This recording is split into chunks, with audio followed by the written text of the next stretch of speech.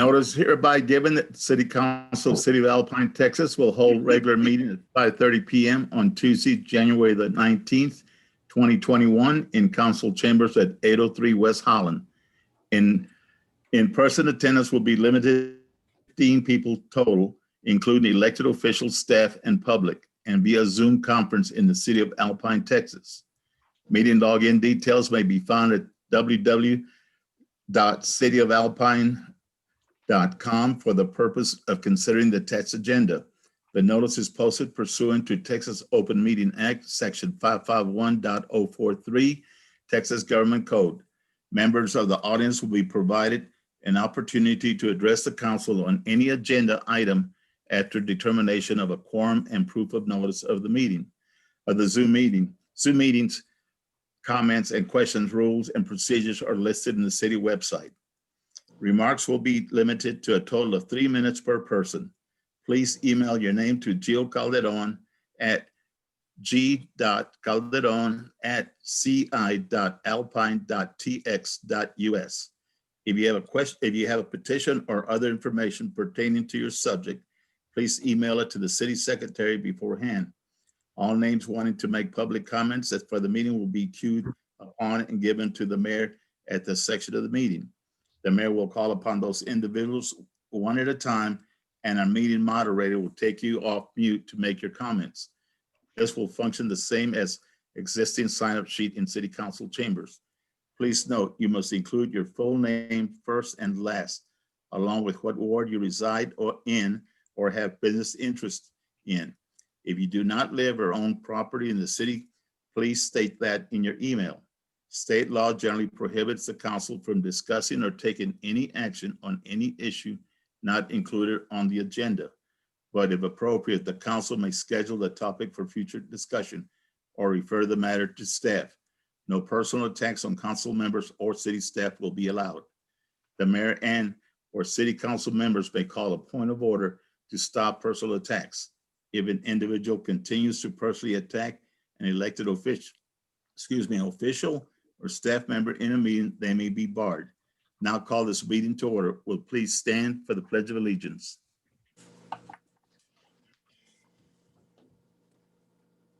I pledge allegiance to the flag of the United States of America and to the republic for which it stands, one nation, under God, indivisible, with liberty and justice for all. I pledge allegiance To the Texas flag, I pledge allegiance to thee, Texas, one one state, state, for God, one indivisible. Thank you all very much. City Secretary, do we have a quorum? Mayor, we do have a quorum with Councilor Fitzgerald absent. The notice was posted at 2 p.m. on January 14th, 2021. Nope. Okay, who's absent? Councilor Fitzgerald. Okay, all righty. Okay, let's go ahead and move on to the public comments. Do we have anybody on queue? We do have Mr. Robert Howard. He's in council chambers, ready to make his comment. Okay, Mr. Howard. Thank you, Mr. Mayor. My name is Robert Howard, and I own a home. It's 604 East Gallego, which I believe is Ward 4. And nice to meet you, Mr. That's a help to visit with you. Just want to start by thanking you all for your service. I know they pay you a lot to do this. But seriously, you dedicate a lot of time and effort, and the council members and staff all do a great job, the city manager and staff. It's a pleasure to be associated with you all. I'm here, and I'll just speak briefly, obviously I only have 3 minutes, but I was the very first short-term vacation rental to advertise in the city back in 2009. And my reason for purchasing a home and then doing the vacation rental was to help me be able to afford to become part of the community. And I'm hoping as my career and my retirement advances, I'll be able to spend more time here.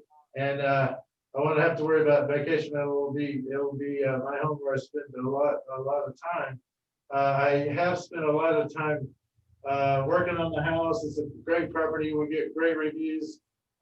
We've enjoyed being part of the community. And as I told Mr. Zimmer, we started paying taxes on day one, even though we were totally under the radar and, you know, didn't really have well, we had a moral obligation to do it. We wanted to contribute to the community that way. We joined the chamber right off the bat. I supported those efforts. And I lose money every year, but I couldn't afford to do it otherwise. But I'm glad to bring people in. I'm hoping they're respectful, pay, you know, sales tax, a lot of sales tax. We've been able to create a little employment for people that help me keep up the house. And I you know, don't object at all to the regulations in general. I think maybe the parking restrictions might be a little strict and the penalties might be a little harsh, but appreciate your efforts on that and realizing that, you know, we don't want to cause gentrification, but at the same time, we hope to help create a vibrant economy here. So those are my only comments, and thank you all very much. Thank you very much, sir. Anybody else, Jill? Nope, no one else. Okay, no one else is on queue. Okay, let's go there. We don't have any presentations or recognitions at this time. And I don't have a report. I'm gonna piggyback on the city manager on his report. And city attorney report, we have none. So city manager, go ahead. All right, thank you, Mayor. Mayor and City Council, let me screen share.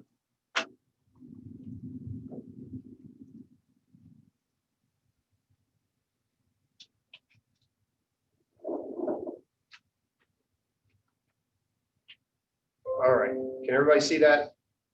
Mayor and Gio, can you see that? Yes, absolutely. Perfect, thank you. Yeah, beautiful picture. For those of you who like to get free digital images from the surrounding area, go to the Visit Alpine, Texas site that Chris Ruggia posts. Every photo entry for the last 8 or 9 years are represented on that site.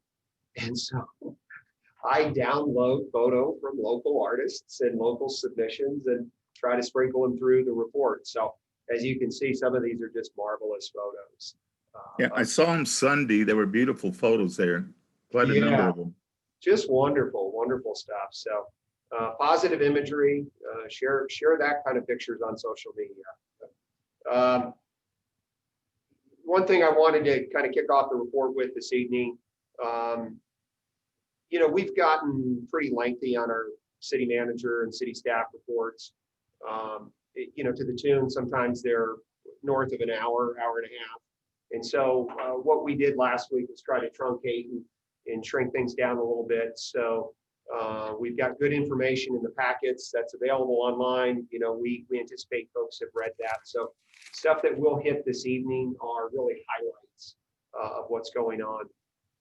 Relative to COVID, Brewster County, you know, we've seen some new cases pop up recently, though our infection rate, or that R0 factor, is still comfortably below 1, which is where we want it to be. At the state level, it's also below 1.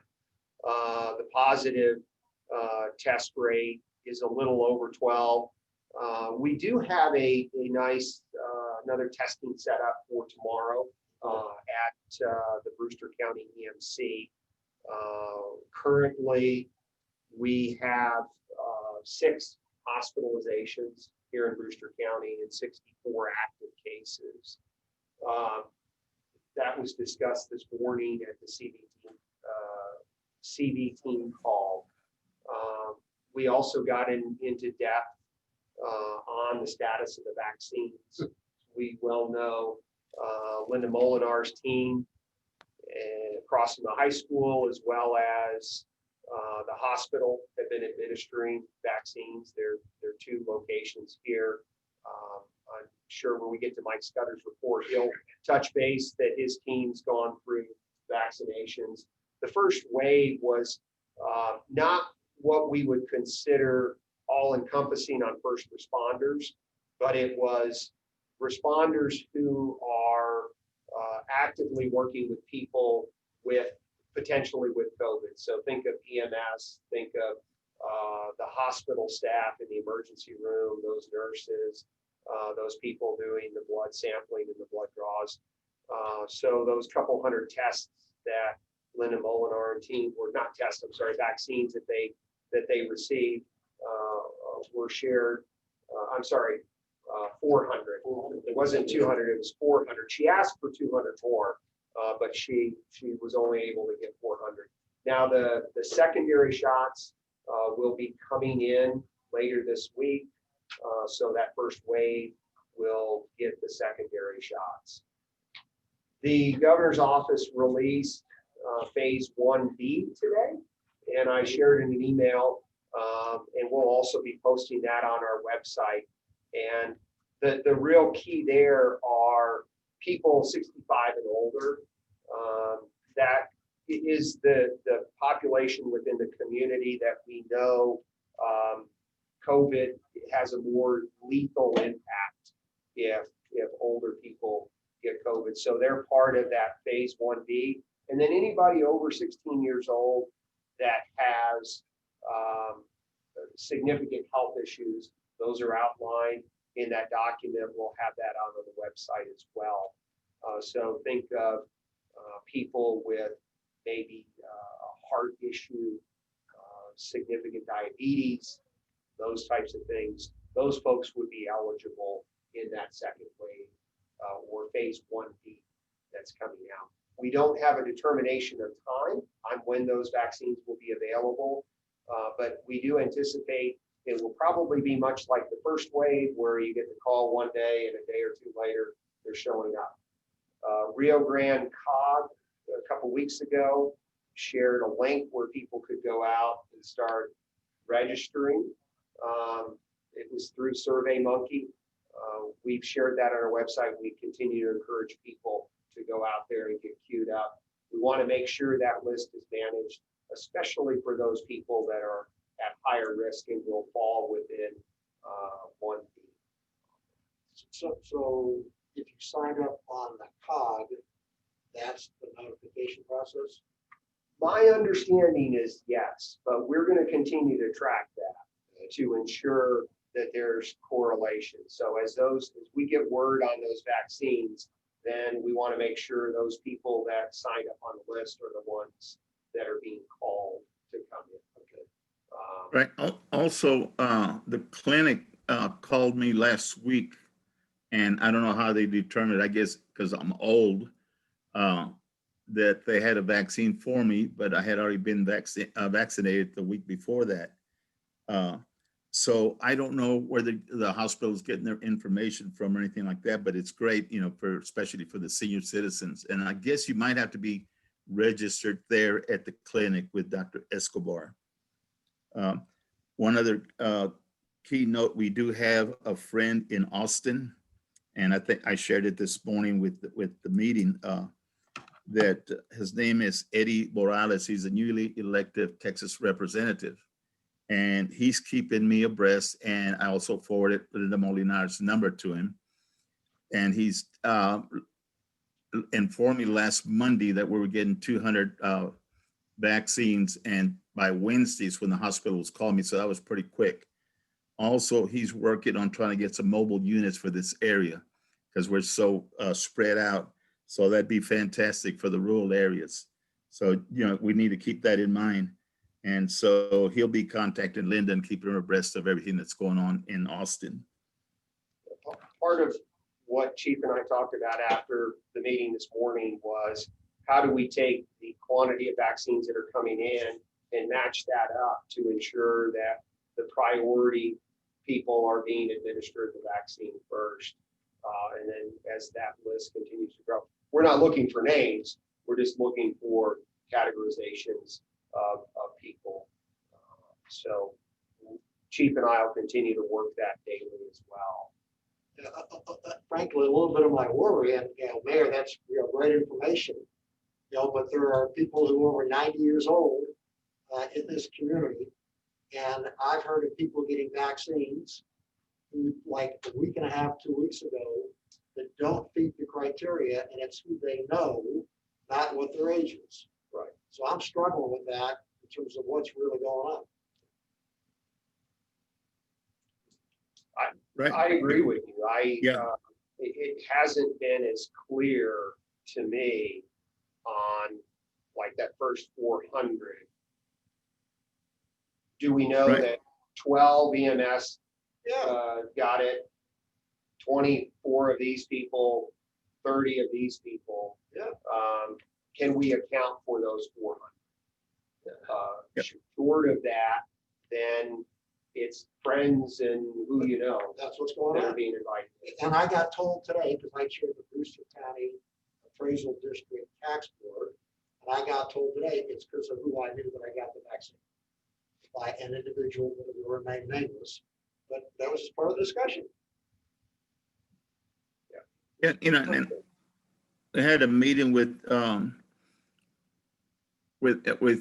Kim out of or Nim rather in Austin about 3 weeks ago, and he said it was going to be the medical staff that was dealing with cases, and then it was be the 60-year-olds and the seniors with disabilities or health issues that would get it, and then it go further down. But there seems to be confusion when it starts coming down to our level as to who's going to get it now.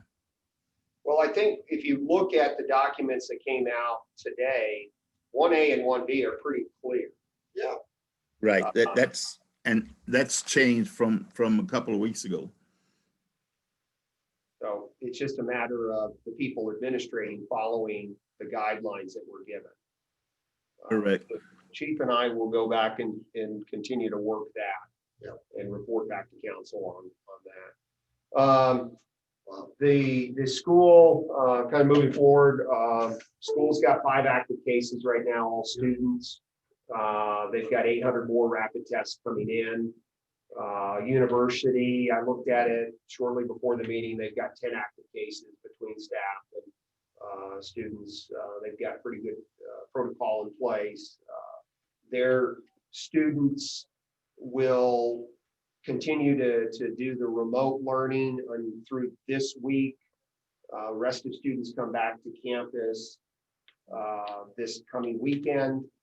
Then it's about 50% of the classes are in person, 50% are remote. Roughly a quarter of their student population doesn't take any classes online. So out of the 1,500 student body in Alpine, about 1,100 to 1,200 are physically here, and then 300 or 400 are just remote wherever they live. So that's the breakdown with those folks. Moving, any other questions on COVID? Nope. All right.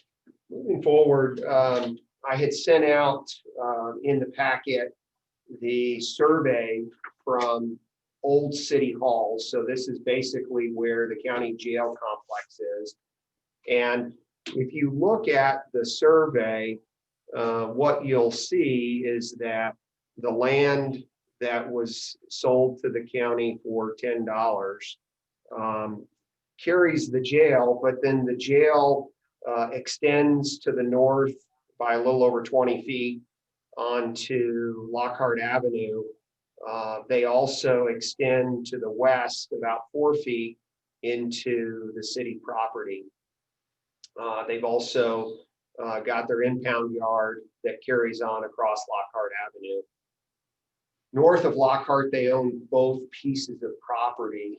I have sent multiple notes to the county judge and to the county sheriff to try to understand what practice or what methods the county went through to acquire the land that they're encroached upon. I've not received anything back. As we hire a new city attorney, this is going to be something that we're going to have to navigate through. Of course, as we all know, we've gone through some real challenges with the county relative to accepting the people that were arrested, whether or not they were magistrated or not, and the county basically honoring the original agreement that was put in place when we, I hate to say gifted them this land, but we sold it to them for $10 to the county jail. So with that in mind, I think it's important that we work through and map all this out. Potentially would result in a new interlocal agreement with the county that really clearly specifies out what the city needs are. You know, it's not like they can just take down a fence and clear their encroachment.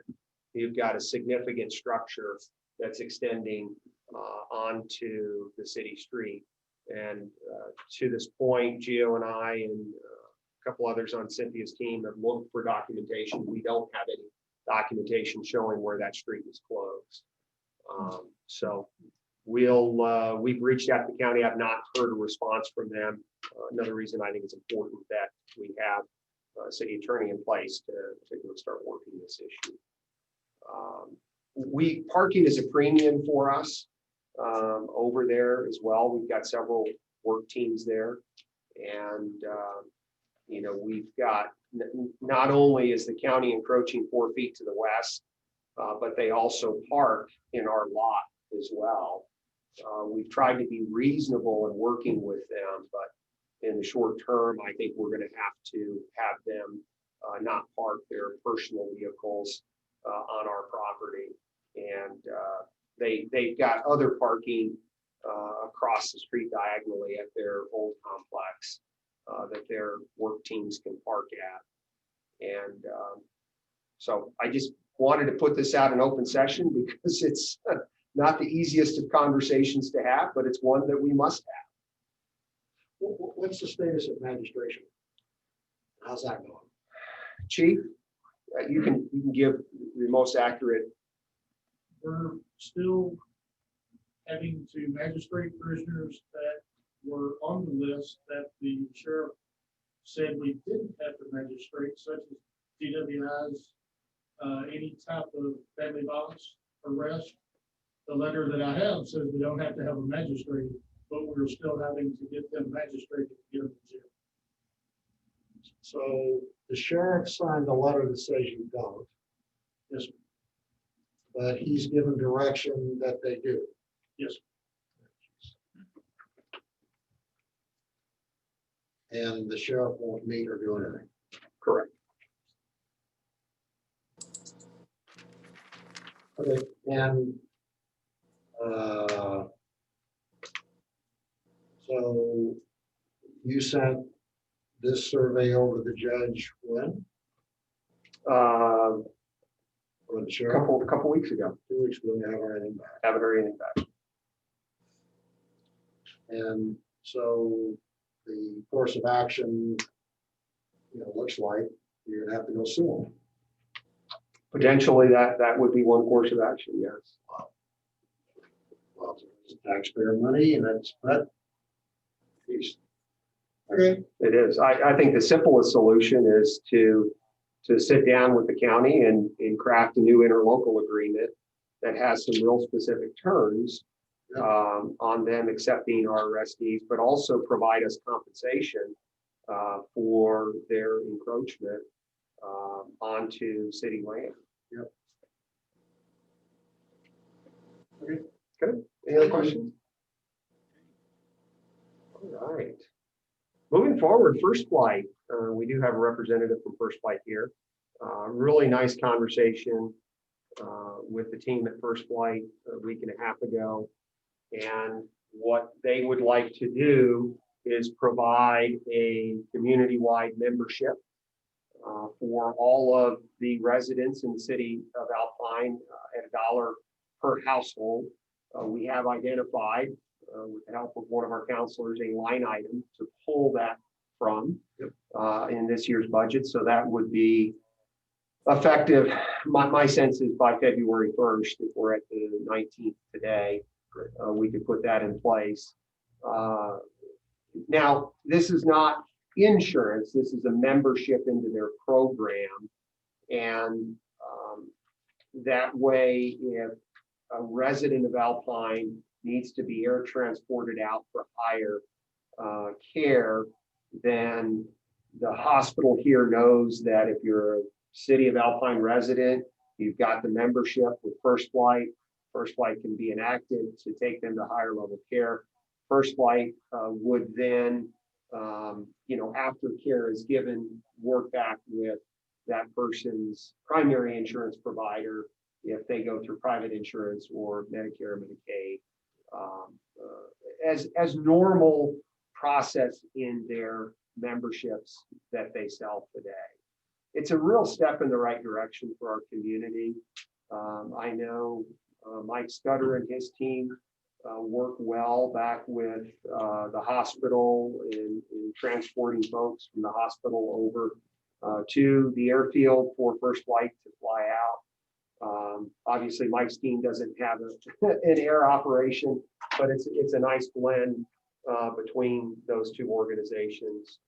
We certainly appreciate First Flight in their work here in the community. So we will get that enabled and enacted as quick as possible. Okay. Any questions on that? All right. Hey, guess what? It's Megan's turn. Yay! Good Sorry, news, Megan. I'm it's all good news. It is. I'm hiding in my office so I can work on audit. So the first thing, as you see, is our end of year federal reports. I'm kind of just going to go over a few items that we have in action and items that we have up and coming, and then kind of briefly touch on my reports. Not too in depth because I did provide copies in y'all's packets. So our current projects are, as always, the end of every year, we have our W-2s, 1099s, our ACAs, and of course, our hot annual report. All of these are deadlined. Some of them come with fines if we don't complete them. So we work really hard to try and get these done before the 31st of this month, on top of all of our daily day-to-day stuff. We also have our state and federal required quarterly reports. Those get easier and easier, of course, as we repeat them every quarter. And then our first quarter finance review. If you weren't aware, I'm down to one employee for the past 2 weeks, this weekend and last week. So it's been kind of chaotic. Everyone has been excellent in jumping up and trying to help us out. We're kind of going over not only the finances, but where we're at for the quarter, our expenses, our revenues. I've spoken with Eric and we actually have a meeting for tomorrow. Just kind of everything that's been going on the past 3 months. And then my favorite time of year is always the audit. This year, I did ask that they not come in person. Coming from El Paso, I just felt more comfortable that we tried to do everything electronically. So I'm hiding in my office, sending massive emails to Marlene, hoping we don't confuse each other. And we're on the phone at least once a day, trying to kind of see where we're at with what they need and what we can provide and any questions they have. It would have been a lot easier if they had come, but with the pandemic and everything going on, I just thought it was best that we go ahead and just do everything electronically, phone calls, mail, whatever we could do. It's been going pretty well. We've got a pretty organized system. We've been able to provide them everything they've asked for without any complications. Most of the stuff we actually already have scanned. It's just a matter of saving it and emailing it their direction. So it's going pretty smoothly, just a little bit slower than anticipated with being short-staffed. Grisella and I work really hard to try and get as much done between crazy payrolls and audit and reports and everything with the deadlines. It's just been kind of a fun hecticness going on. Next slide, please. So these are our big things coming up. I kind of wanted to touch base with you guys. We have our office finance goal review. So I had set some goals as part of our leadership training for the finance department in general. A lot of what we do is, of course, policy and procedural related. So it's really updating where we're at with those, from the budget to the fiscal, financial, investment, just going over everything. We need to do it annually. So that's one of our big things moving forward. Also is our budget amendment review. Eric and I do have a meeting scheduled for tomorrow to go over the current budget and where we're at. It can be a little scary if you look at the graphs, especially like with our hotel. It looks like we haven't brought in very much this year. With it being the first quarter, everyone should be about 25%, give or take, on their expenses and their revenues. With the hot, they're slightly under, but this year we decided to go ahead and skip one of our audit adjustments and we recorded what we brought in October as an actual receivable for last fiscal year. So the girls have done a fantastic job with making sure everything has been posted to the correct fiscal year. So our receivables and our payables are more up to date. Typically the auditors come in and kind of find those ones that we've missed. This year we're trying our hardest to make sure everything comes in and is recorded to the correct fiscal year. So the hot fund is actually doing really well. The general fund is doing superb right now because we have people paying their property taxes. So we don't stress out too much during this time period because this is when we do receive a lot of our income. And you'll notice the spikes on the graph in your packets. Expense wise, everyone is pretty much in line. I have noted a few items that may be up for discussion down the road where certain emergency expenses have come up, or for example, wells with the water department need to be repaired, replaced, redone. These are expenses that we didn't necessarily budget for, but we have the ability to take care of it. It's just a matter of either a budget amendment or a line item correction.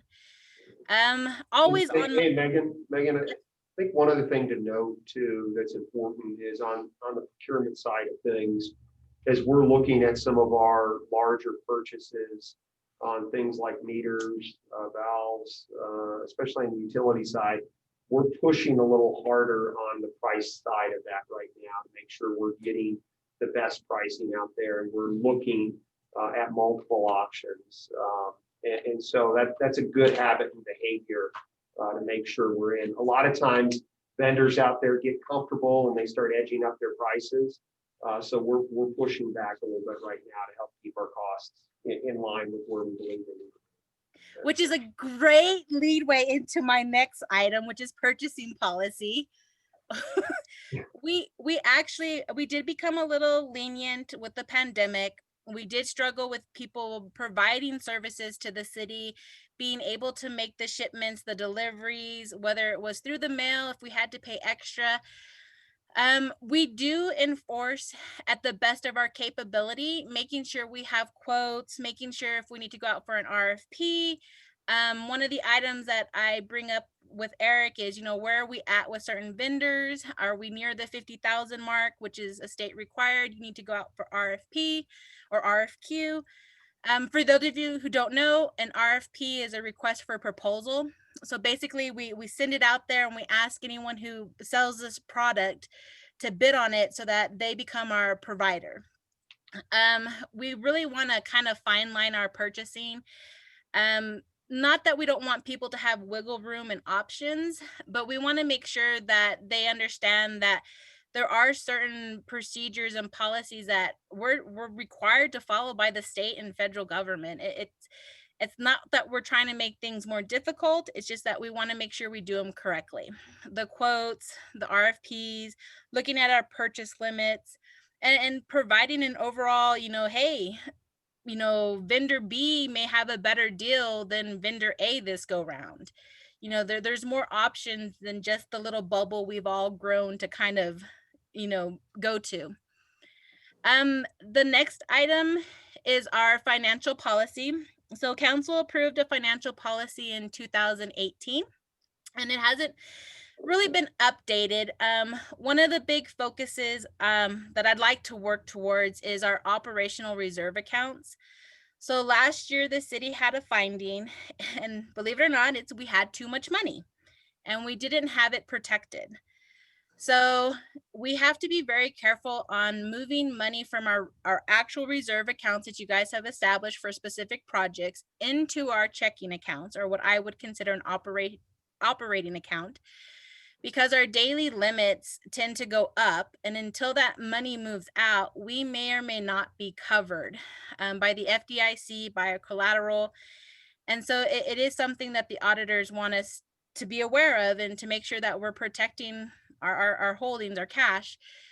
So one of the things that I'd like to work with council and Eric as well is operational reserve accounts.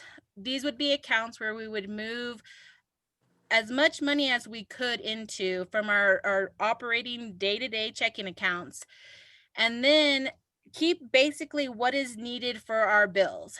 So this is where the charts come into hand for you guys. As you see our cash flow, you see the ups, the downs, the spikes. This is where we know, okay, these months we spend more, these months we spend less.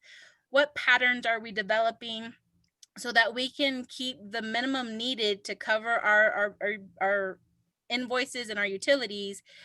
And then if we have to go over and we have that spike, we have the ability to move it out of just the operation reserve. It's not dedicated specifically to a project. It's just money put aside.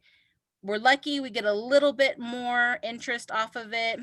We also start to learn what money we have available to actually put into investments.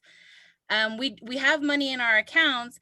We need to start investing it. We need to start building up those little nest eggs for all the big projects you guys have on your to-do list, from the water department, gas department, police department. That way we're not going out for more debt. And if we do, we have that initial payment. We're not setting the city off track, and we're just moving forward. So see, these are some of the big things that we kind of want to go over and discuss, and really excited about, to be honest, to not have to worry, are we covered? If I move money to cover, this project, am I going to be over what we're allotted on our collateral? And are we going to get dinged by the auditors? It's always good to have too much money, but we just want to make sure that we have it protected and we keep it safe. All right.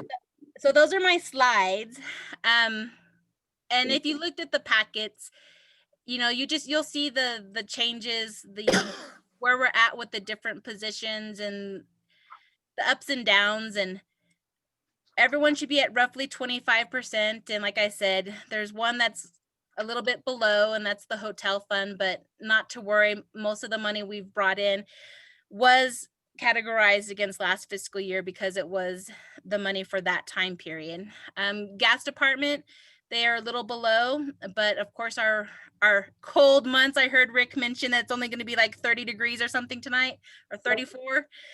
That helps the gas department when it gets cold. People turn their heat on, so we're not too worried.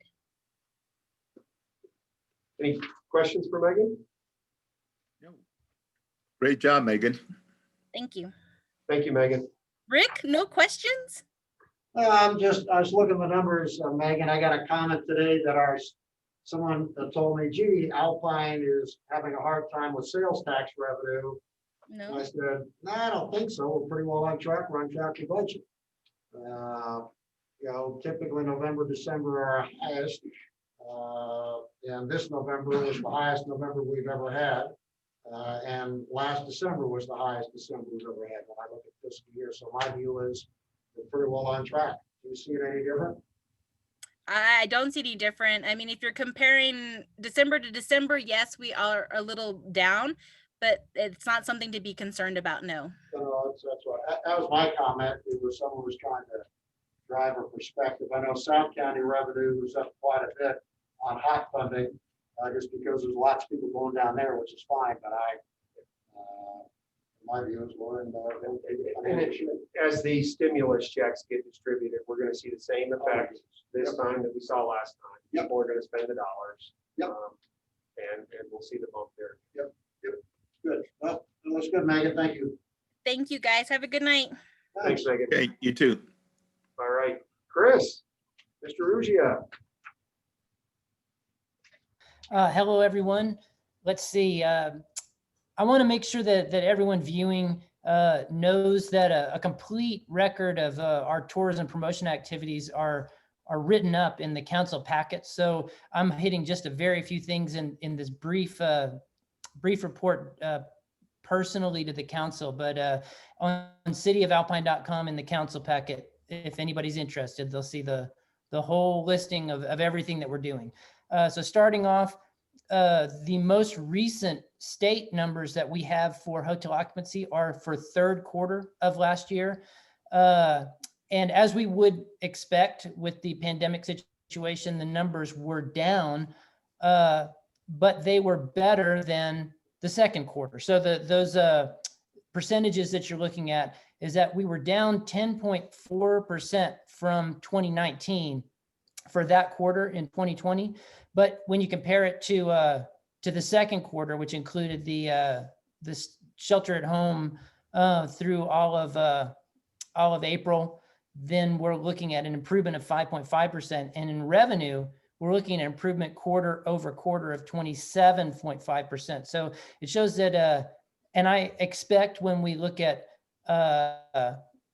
fourth quarter, we're going to see that same trend. We're definitely not seeing the travel expenditure that we would without the pandemic. That's probably a good thing in general, except for the bottom line for our hotels. And but we're seeing improvement as time goes forward. I expect we're going to see a slow, gradual improvement until the vaccine situation is completely resolved, and then we'll see quite a jump. So next slide, please.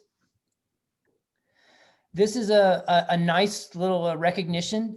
Ride Texas, the motorcycle magazine, they did their readers poll, and Alpine won friendliest small town in Texas. We tied with Fredericksburg, and interestingly, best small town and friendliest small town, Alpine and Fredericksburg were within 3 votes of each other for both. Alpine won best small town and by 3 votes, and Fredericksburg won friendliest small town by 3 votes. And so they tied us for this award in the magazine. Also, Old Gringo was awarded both best mom and pop lodging and best Big Bend lodging in that issue of the magazine. So that was a nice little recognition from the cycling community of what we have to offer. Next slide. This is just to give you a little look at a cooperative ad program that we're doing right now with Marfa. Our partnership has kind of dwindled a little bit. We did this series of full page advertorials with Fort Davis also last year, but their advertising budget was hit so hard by COVID, they had to drop out of the program. So Marfa and Alpine have continued, and this advertorial was run in the latest issue of Texas Parks and Wildlife magazine about outdoor activities that you can distance while you enjoy. Next slide.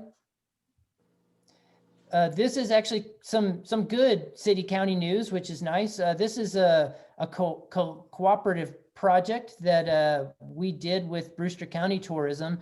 We produced a historical interpretive sign on the history of Murphy Street that is part of the county's roadside interpretive program. There are 20 signs around the county that Brewster County has made and installed, and this is the first one that will be inside of Alpine.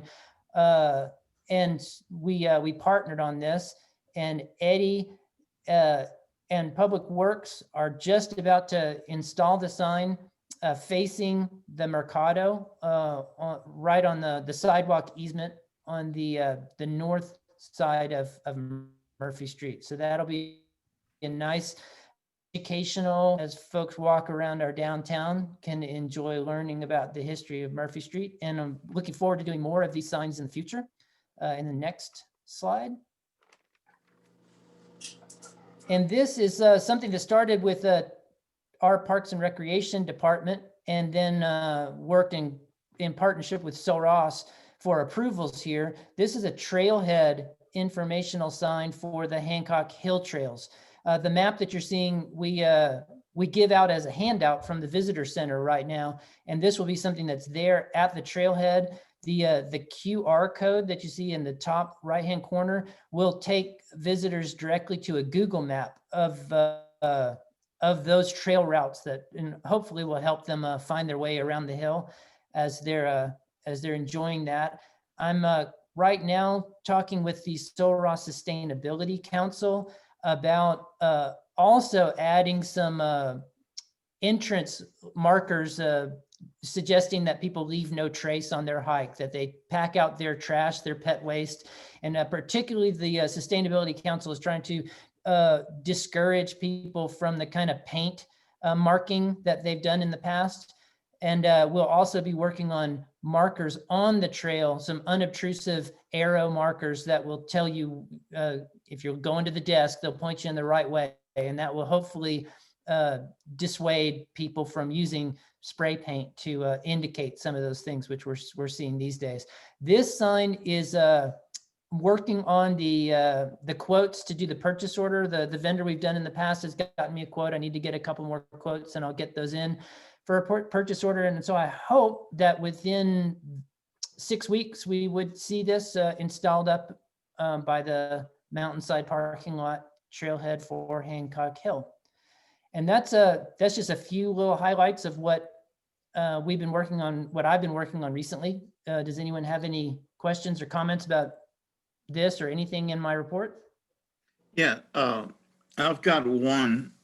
Do we have an app, like say you go to a historical marker or one of the markers at one of the light posts, that you can just go ahead and go to that app and then pull up that particular location and it gives you a description of what you're looking at? Well, right now, the Visit Alpine app has the walking tour on it in the maps there. Mhm. It's not super easy to use. And in fact, at your last city council meeting, the council approved the funding recommendations from the Hotel Occupancy Tax Committee. And that included funding to work on an app exactly like you're describing. So Heather at the Visitor Center and I are just barely starting to work on putting that very thing in place, but we don't have it right now. As I say, our current app has information, but it's a tiny little map with so many locations on the historic tour that I find it a little difficult to use. I'm hoping the new app will be easier. Yeah, because I tried that map and yeah, it's a little difficult, a little overwhelming. Yeah. And we had talked about it years ago at the chamber about having a phone app where, you know, when you walk number 25, boom, you hit it, there it is, and it gives you an explanation of what it is, what you're looking at and all that. And so, yeah, you know, I hope you guys get that done. It'll be a fantastic tool for our visitors and also for the local people here. Certainly. And that historic tour is something that those brochures at the Visitor Center, they fly off the shelves and on those L&L distribution points, the brochure racks around the area.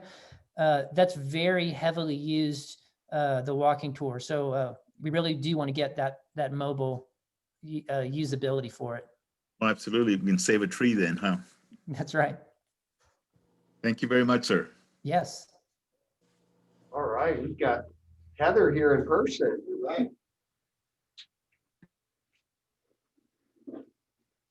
Hello, good evening. I'm going to start with some of the numbers of guests that we've had lately at the Visitor Center. The Visitor Center has remained completely operational and open to visitors continuously since July. We were doing kind of a hybrid from the porch for a while, but now we've been completely open. When I'm not in the office, there are a variety of information available that's on the porch for guests, and we encourage people to visit our website, of course, to get more information. You can see that obviously the numbers are down compared to 2019 of the number of people who actually come in.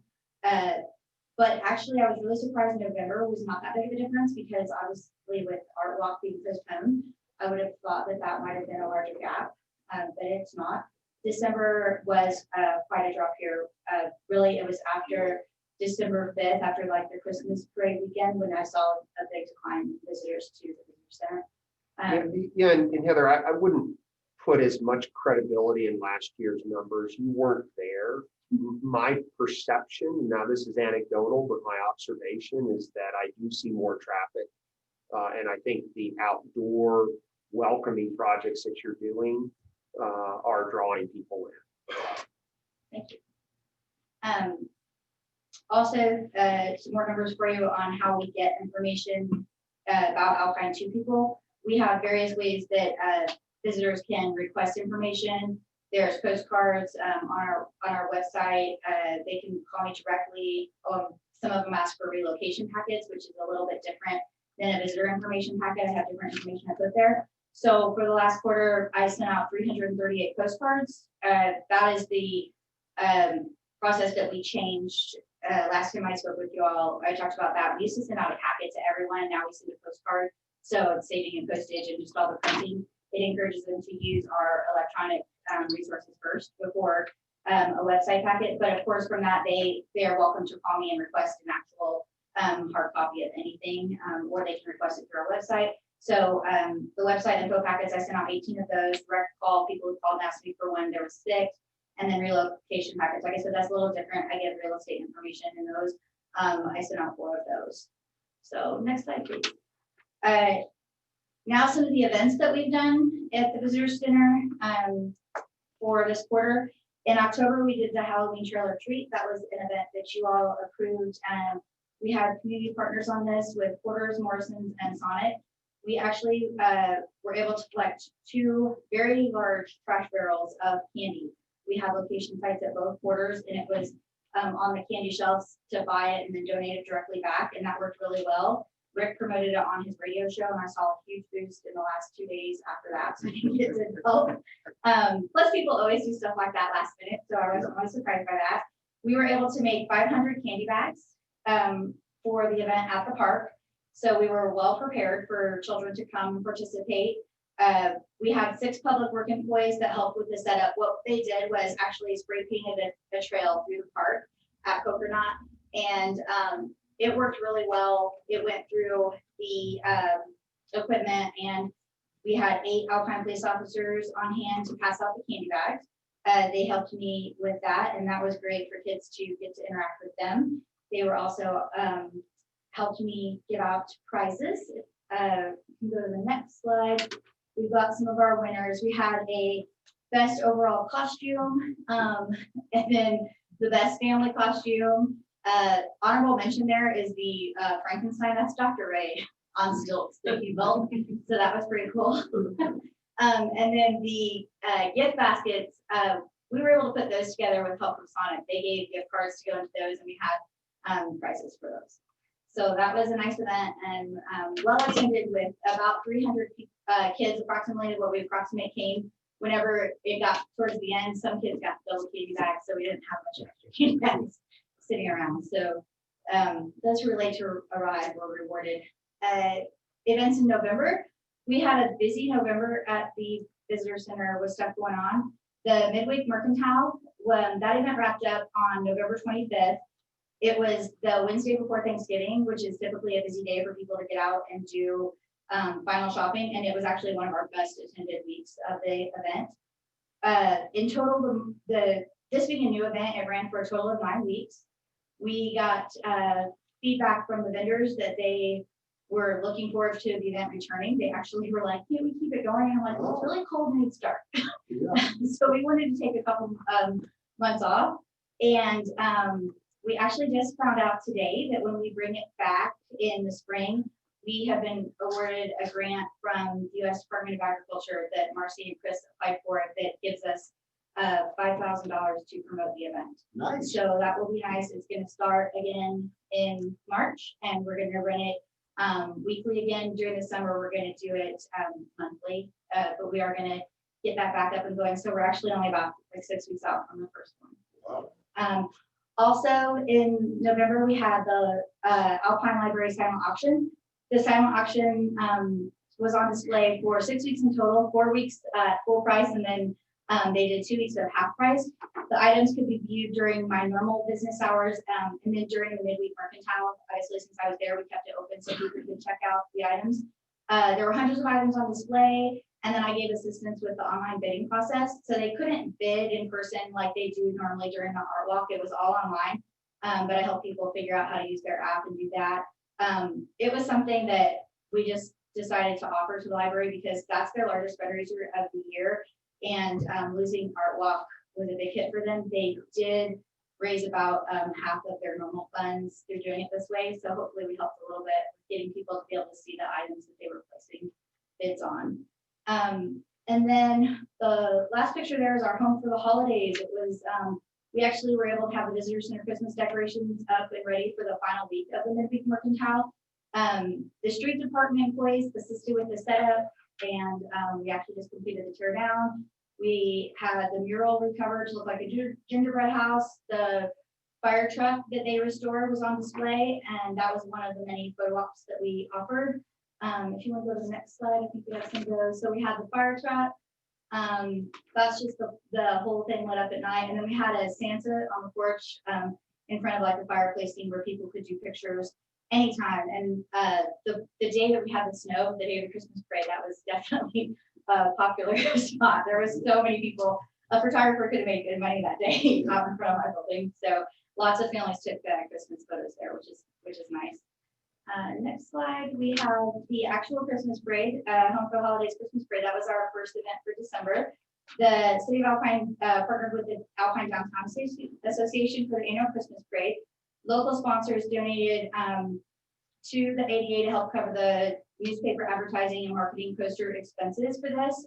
We had 14 entries actually participated in the parade. On the day of, we actually did have several people pull out due to snow and different things come up because no one was expecting that weather. I thought it was great and added to the ambiance for sure. In-N-Out Rental was chosen as the winner with their reindeer that you see there. It's I think it's a forklift that they covered in brown paper. Okay, yes. It was pretty cool. They did a great job.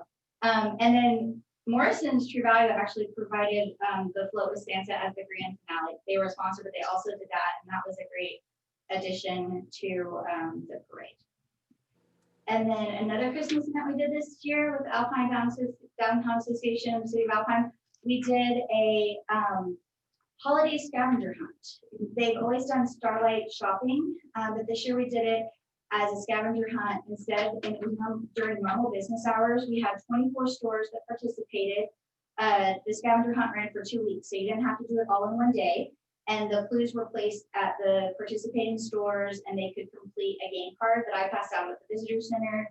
It was available at some of the stores. We printed it in the newspapers, so you could actually just print it yourself, and it was available on Visit Alpine. We did a great promo video for this with Conley Razor, and it was done on the Saturday of all the snow, so it was really it was good, and we were really lucky that the local stores helped us promote it through social media.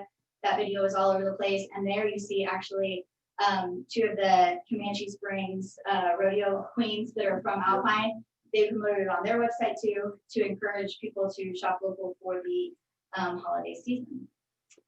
And then our last event for October was actually for you all, the Christmas open house that we had at the visitor center.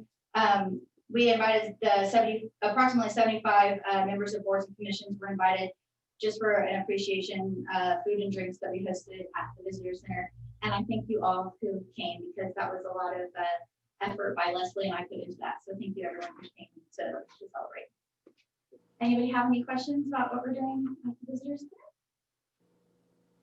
No questions. You're doing a great job. Thank you. You're doing an awesome job, and thank you so much for the open house. It was awesome. This is wonderful.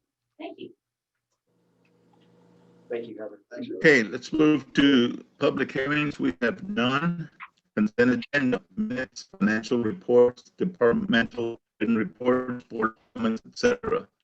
Notice to the public, the following items are of a routine and administrative nature. The council has been furnished with background and support material on each item, and or it has been discussed at a previous meeting. All items will be acted upon by one vote without being discussed separately unless requested by city council member, in which event the item or items will be immediately withdrawn for individual consideration in a normal sequence after the items not requiring separate discussion have been acted upon. The remaining items will be adopted by one vote. City manager.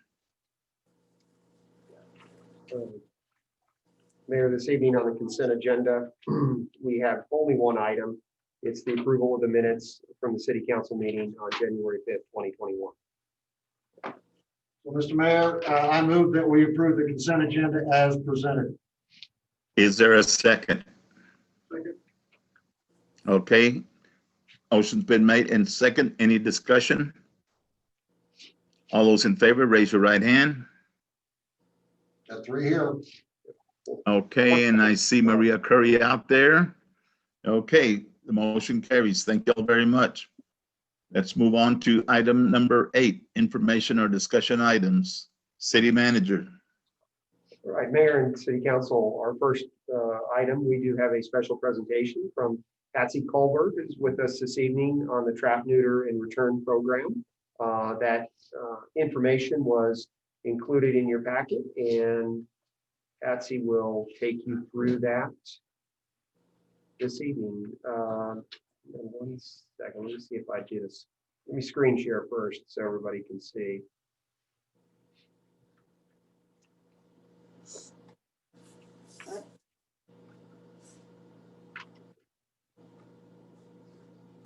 Thank you very much, Eric. I appreciate it. I was wondering if I was going to have to screen share, so glad it's there.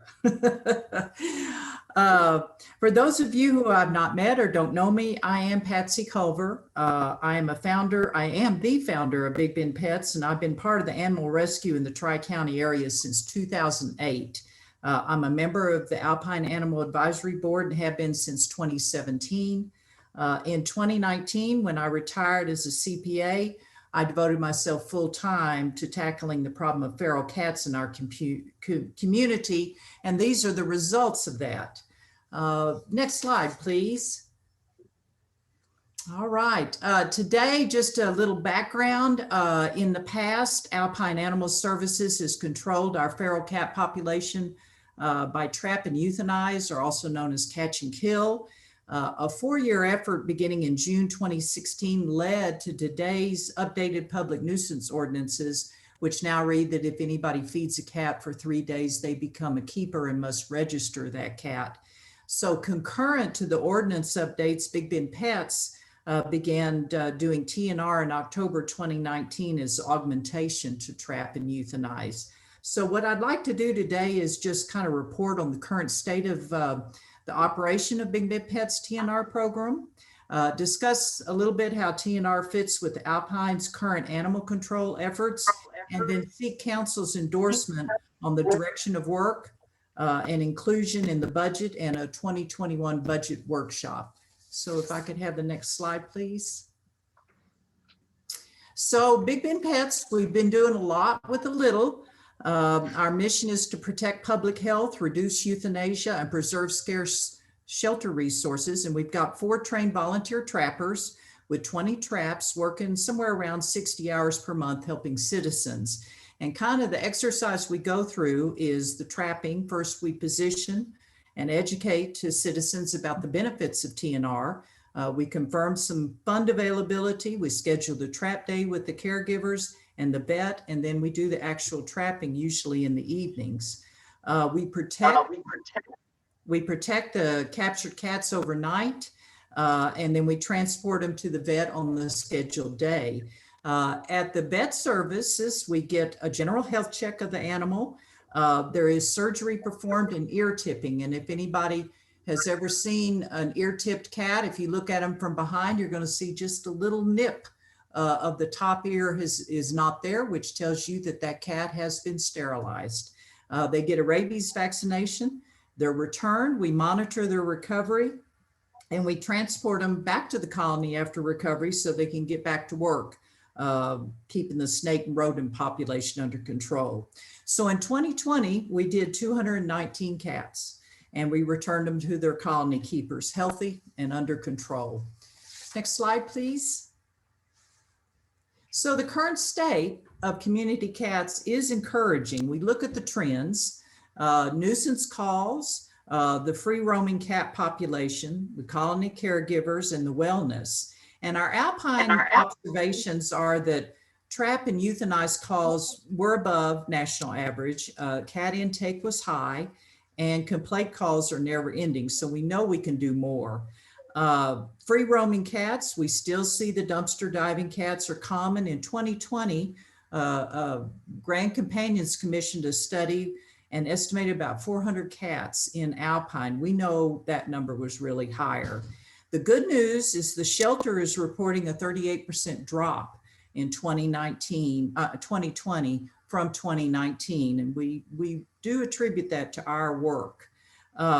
The colony caregivers before Big Bend Pets TNR program, cat colonies were unmonitored. So last year during 2020, we registered 35 cat colonies and they were identified, registered with the shelter, and the caregivers are now looking after over 200 cats with Big Bend Pets providing support. On the wellness, medical attention was frequently required for unmonitored feral cats. And we do know that there still are sick or irredeemable feral cats, which must be euthanized under a trap and euthanized rather than returned to the colony. So TNR programs have a track record of improving outcomes in these areas. And we also know that if we're going to continue the success we saw in 2020, we have to keep after it. Next slide, please. This slide really just kind of shows all the backing in the U.S. animal control community for TNR. In Texas, there are 29 Texas cities that do it. Of course, large metro areas also have TNR ordinances, and academia has spent quite a bit of time analyzing, and mostly in an island, of which we are very much so. We're an environmental island, the positive effect on TNR. So implementing TNR is a journey. So next slide, please. So this slide is not mine, but it gives a really good indication of what is the difference between a TNR, effective TNR, and a catch and kill, also trap and euthanize. With a trap and euthanize, you take the cat out, you kill it, or you place it in the shelter, and other cats from outside the territory move in. Because the food is good, the unsterilized females encourage the toms, and the toms can range up to two miles to impregnate a female. And also once the females have kittens, they will move those kittens to another area, which starts another colony. So with the trap neuter return, you return the cat back into the territory, it becomes a placeholder. They're neutered and ear-tipped and vaccinated. And with time, natural attrition takes care of the cat overpopulation. Next slide, please. This slide is kind of a comparison of all the areas where trap and euthanize against TNR, and the places I want to kind of highlight are the nuisance complaints. With trap and euthanize, there are no change in the cat behaviors. They're going to continue to yowl and caterwaul and spray and fight, whereas if you TNR, that would be lower as the behavior changed, and it will allow the ACOs to actually answer more calls. The animal control staff, I don't think we talk enough about the compassion fatigue that is impacted on the animal control staff for doing that much euthanasia.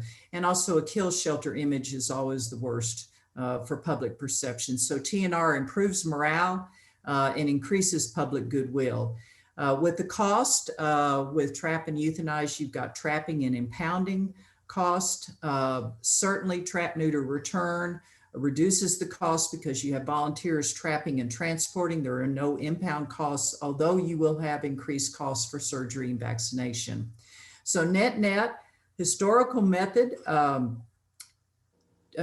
and euthanize is a necessary tool in specific cases, but the preferred method is TNR, and it's only limited by public awareness. People don't know what TNR is, volunteer availability, and unreliable funding. So today's number one urgent need is more reliable and stable funding.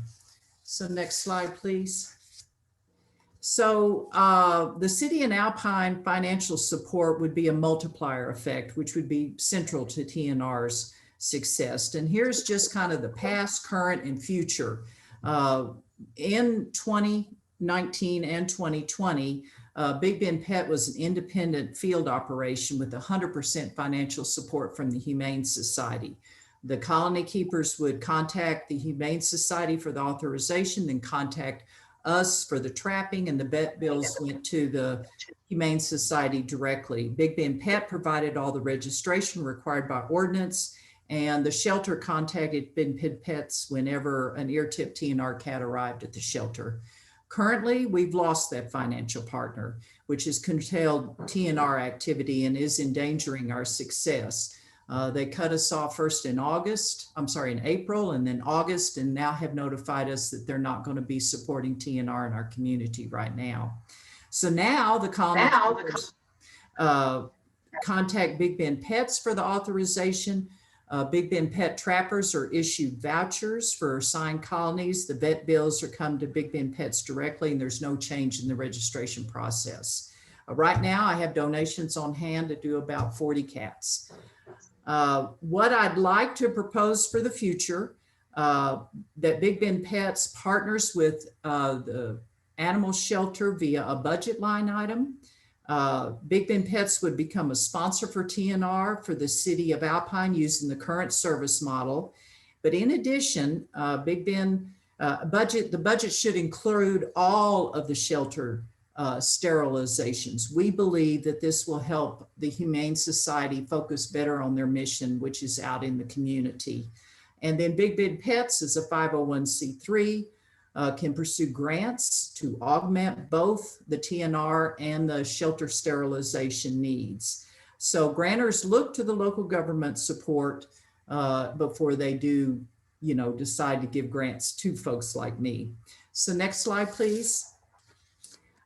So my objectives were talk about the direction of the work, but also prior to the 2021 budget workshop, I'm hoping I can develop some detailed budget needs and some grant targets and opportunities. And because I am a retired CPA and I talk better with numbers, if I could get the next slide, I'll show you what I was thinking would happen. Oops, you went too far. Come back a couple. There you go. All right, so this would be the budget proposal that I had in mind. TNR community cats would be 225. The shelter sterilizations would be somewhere around 600, which would be about a $95,000 budget requirement. Grant targets, both regional and national. I've already done outreach to Midland. There's another one in Dallas that I know, and I can see getting about $10,000. And then nationally, Best Friends Animal Society, which the shelter is a Best Friends Network partner, plus Pedigree and people like Petco, they are always having grants available for sterilizations, which would give about a $30,000 reduction, and that would be about a $65,000 budget request. So that's kind of how I am seeing it. And I'm going to pause there and ask if there's any questions. I just saw my answer at the bottom. Yes, it would lower the rate to about $79 per animal. Is that your answer? Correct. Yeah. Yes. Thank you very much. Well, and any more questions? I don't want to rush. Patsy, Rick Stevens. So if I'm just a dumb mathematician, if I do the math, it says you're talking about 800, roughly 825 cats. Is that what you're trying to take care of this next year? Well, the 600 is cats and dogs at the shelter, and then 225 is just community cats. Okay, so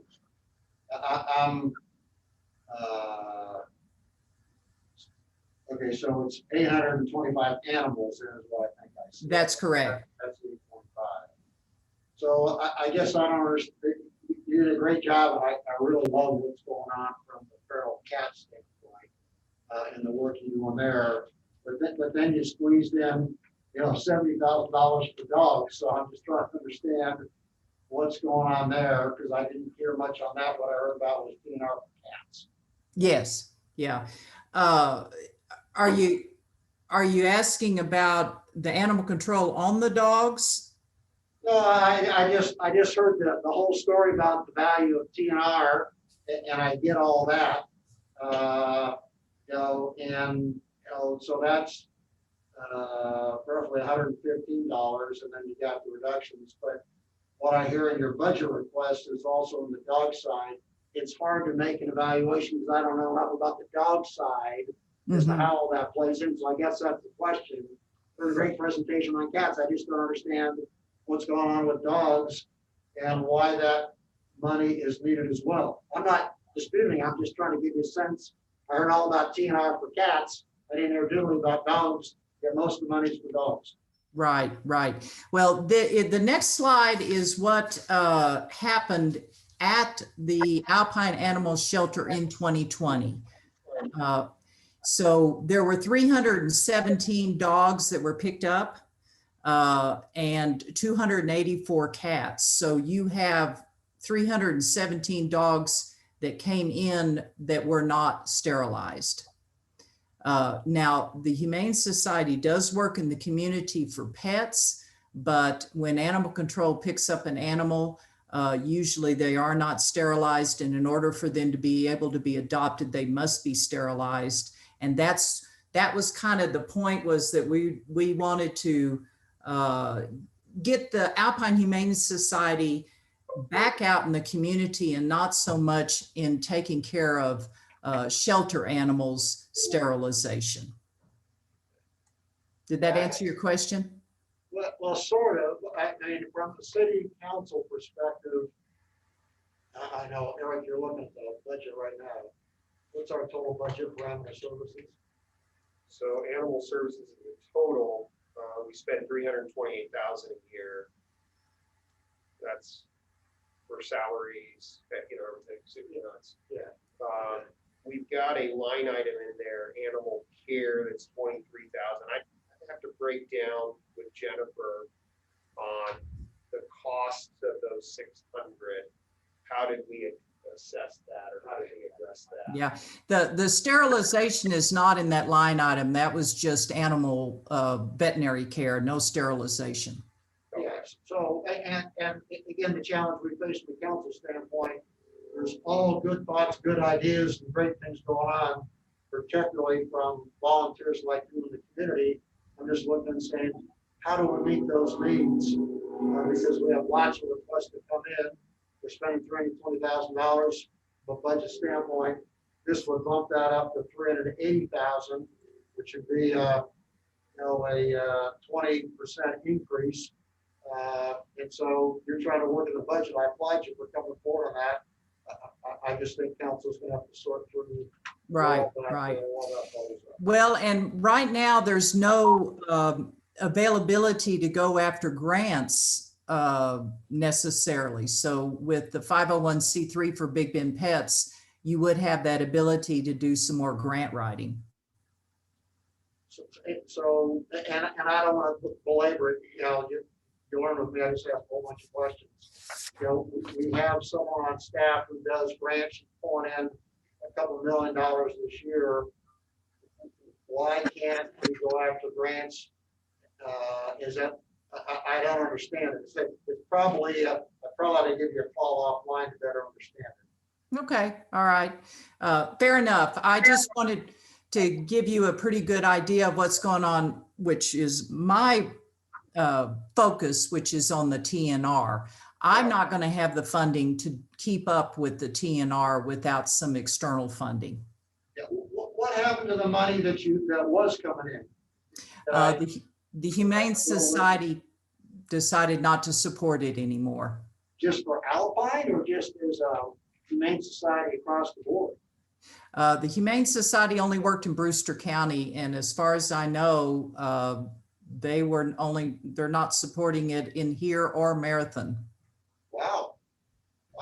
Yeah, and I think that's the other part of the Yeah. conversation we've got to work through over the next couple months leading into the budget is where is the Humane Society at with this? Because it's an absolute necessary service within the community. And why did the funding cease relative to this program? Because my sense is there are a lot of people in the community that are donating to the Humane Society, thinking that this is one of those activities that's continuing to occur.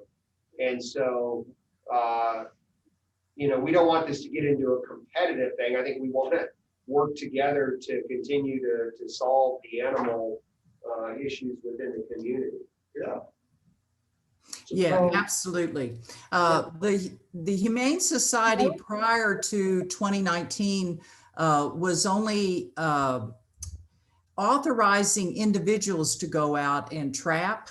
And when we began Big Bend Pets, rather than doing onesie twosies in a colony, we would sterilize the entire colony, which meant that you had a better control on your feral cat population.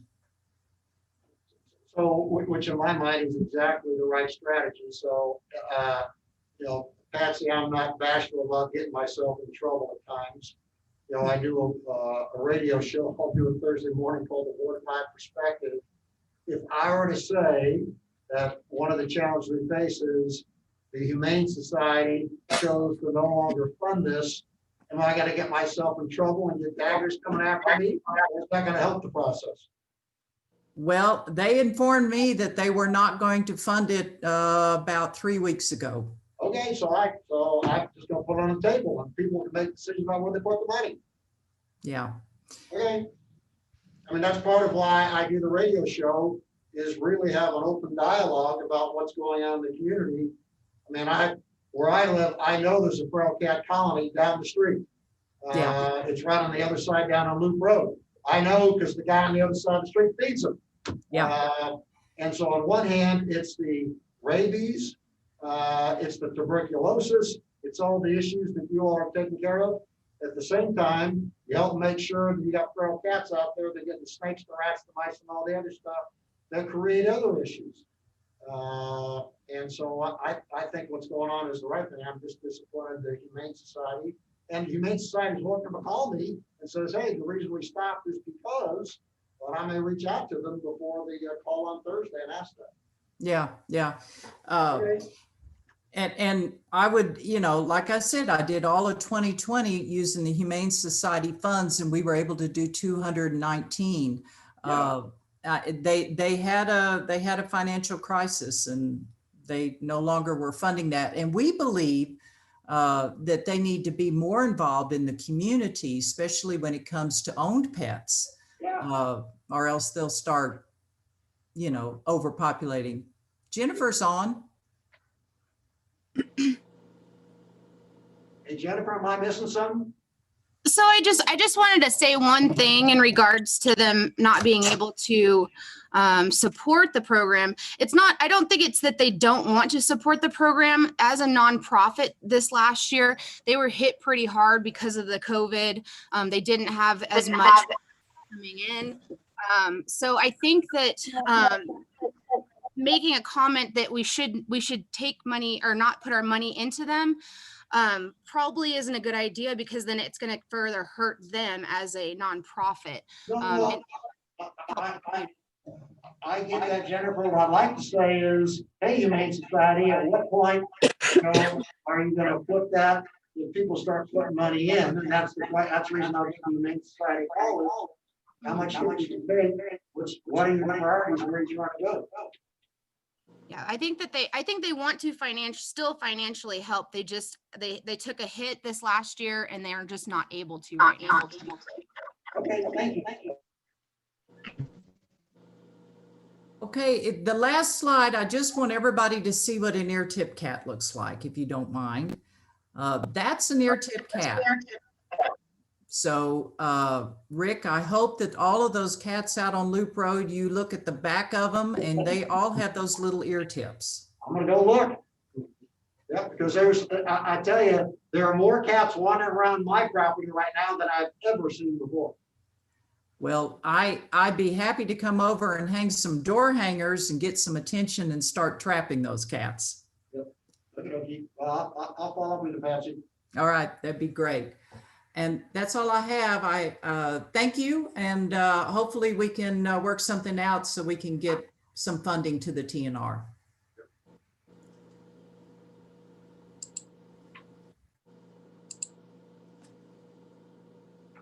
Great. Thank you, Patsy.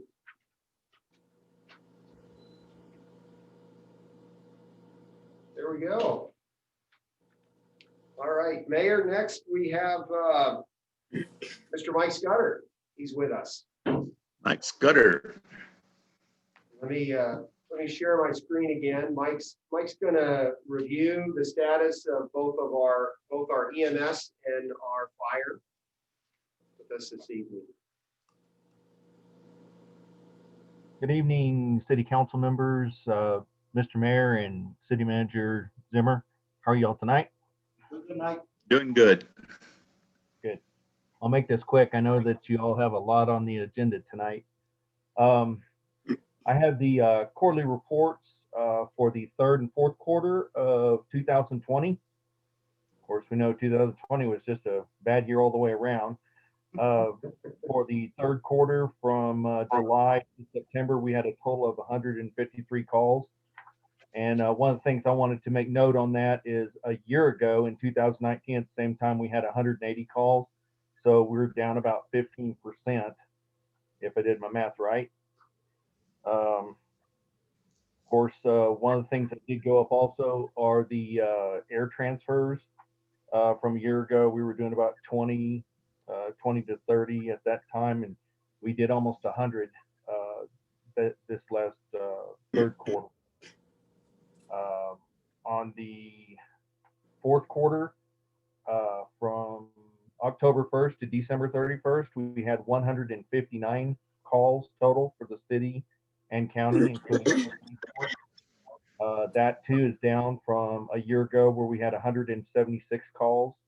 So we're down about 10% on that. One of the things that seems to have gone up a lot are no transports. And a lot of it is related to the COVID pandemic. We'll get calls for patients that were diagnosed with COVID. They call down, they call us, we assess them, we help them up, but they're not really where they want to go to the hospital. So we just kind of take care of them there at their house and get them back where they're going. So almost more like a wellness type call, right? Like. Yes, exactly. I mean, that's, a lot of people, how the CDC recommended if you didn't need to be in the hospital, don't go to the hospital. So the patients were diagnosed, but then they didn't really have the help they needed. So they'll call us and, we'll check them out. And if it's something that's become more serious, of course, we'll recommend that they go to the hospital and we'll transport them. And if they just needed help up, if they fell or, just wanted their vital signs assessed, then we take care of that too. So that's pretty much a lot of the increase in the no transports that we've seen.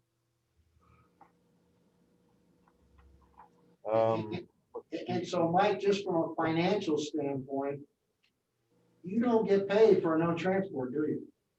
No, that's correct. Wow. Yeah, we've always, in the past, it's just been kind of a courtesy thing. I know that over the years, and especially a lot of the bigger cities where they're getting a lot of that, a lot of places charge, anywhere from $75 to $200 or $300 just to come out to do a no transport call. But we've tried to just help these people. And one of the things is a lot of times it's the elderly people, and Medicare will not reimburse for a patient that's a no transport. So we don't want to add another, debt problem for them by us showing up just to help them up if they fell down or to check them out. So there's not really a mechanism other than, to bill them directly. And a lot of times, like I said, these people are, already, it's not something that they can afford to take care of.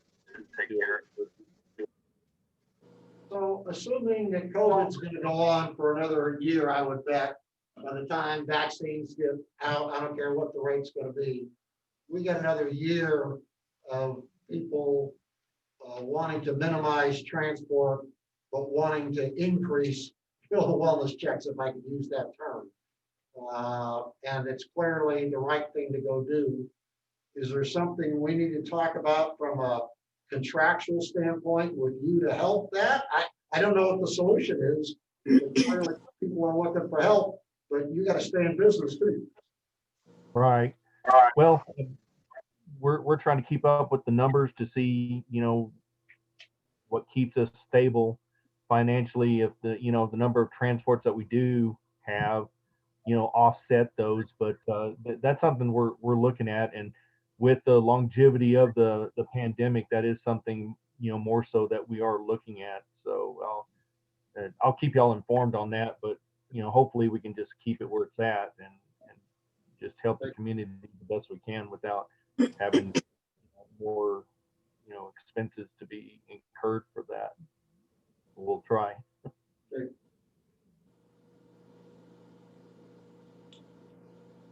And let's see, on our average response times are still, they still run 3 to 5 minutes in the city, and marathon calls are about 28 to 30 minutes.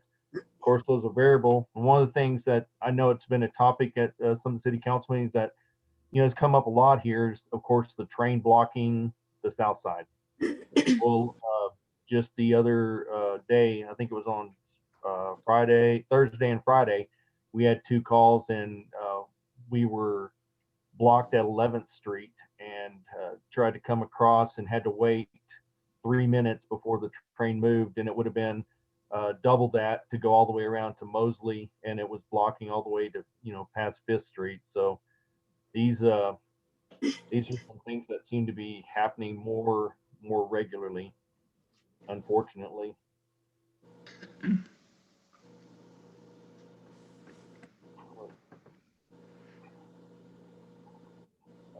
Let me just do some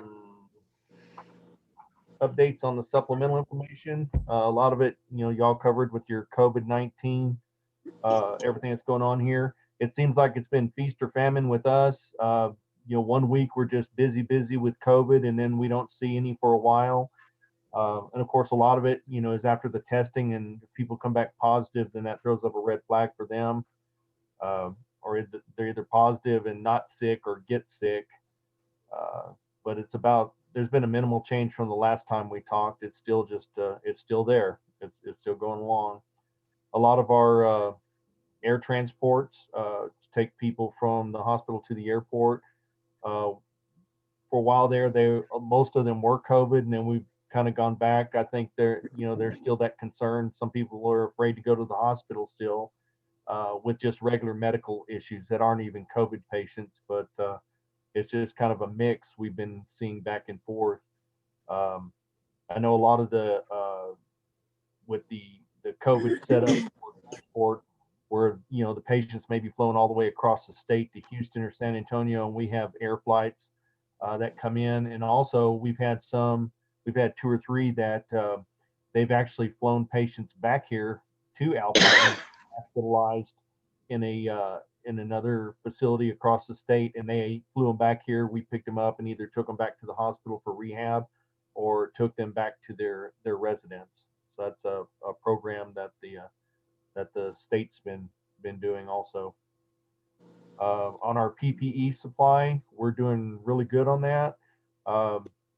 The circle, I'll call it, between working with emergency management, TDM, and through the JRAC, all we have to do is request what we need through a STAR request, and the EMC will go to Pecos to the warehouse and pick it up.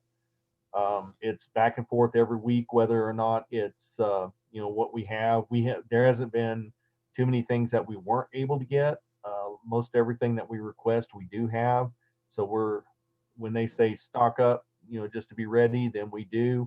Or if they say just take what you need, we do that, to the minimum, whatever they allow. But on PPE, we're doing really good. And in reference to our EMS personnel, right now everybody is well and healthy, and everyone has been vaccinated with the first dose of the Moderna. We staggered it so that if there were any side effects, it wouldn't affect everybody at once. So we're just waiting on when the 28 days come up to get the second doses for all of our personnel. And let's see, on our response billing, still the same. We charge the $7.50 base rate, $15 per loaded mile, and no transports, like what we talked about a while ago. There's no charge. One other things on our 2 paramedic students that are progressing with the didactic portion. Of course, once again, the pandemic has really, caused a big problem trying to get these students into clinical sites to complete their paramedic, but they're the 2 from this last year are about 90% done with the program, so that'll be good. And in addition to that, we had asked the Big Bend Regional Hospital District last year at their budget time to see if we could fund 2 more EMTs to become paramedics. And we did receive a $10,000 grant toward training. I just the other day received the contract to sign to get these guys started with the paramedic class. The total that for the class we're doing for both of them will be about $13,910. So we'll cover the service will cover the $3,910 from that the remainder of what's not covered by the grant. And one of the things that did happen is our medical enhancement grant of $65,000 for staffing that we've been getting each year. They did not approve that this year due to changes in their policies and procedures for medical enhancement. So we lost $65,000 for keeping another 2 employees. And let's see, the last thing, quickly, we did our 2-year EMS provider compliance survey with the Texas Department of State Health Services on December the 15th.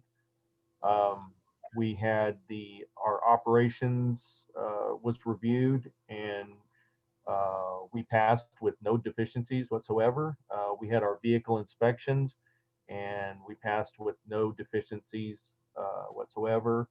And the EMS specialist in El Paso that did our survey, he was impressed with just the COVID situation in our rural area and how everything was going, that everything was spot free. So we got that taken care of for another 2 years. And that's all I have. If you have any questions. Thanks.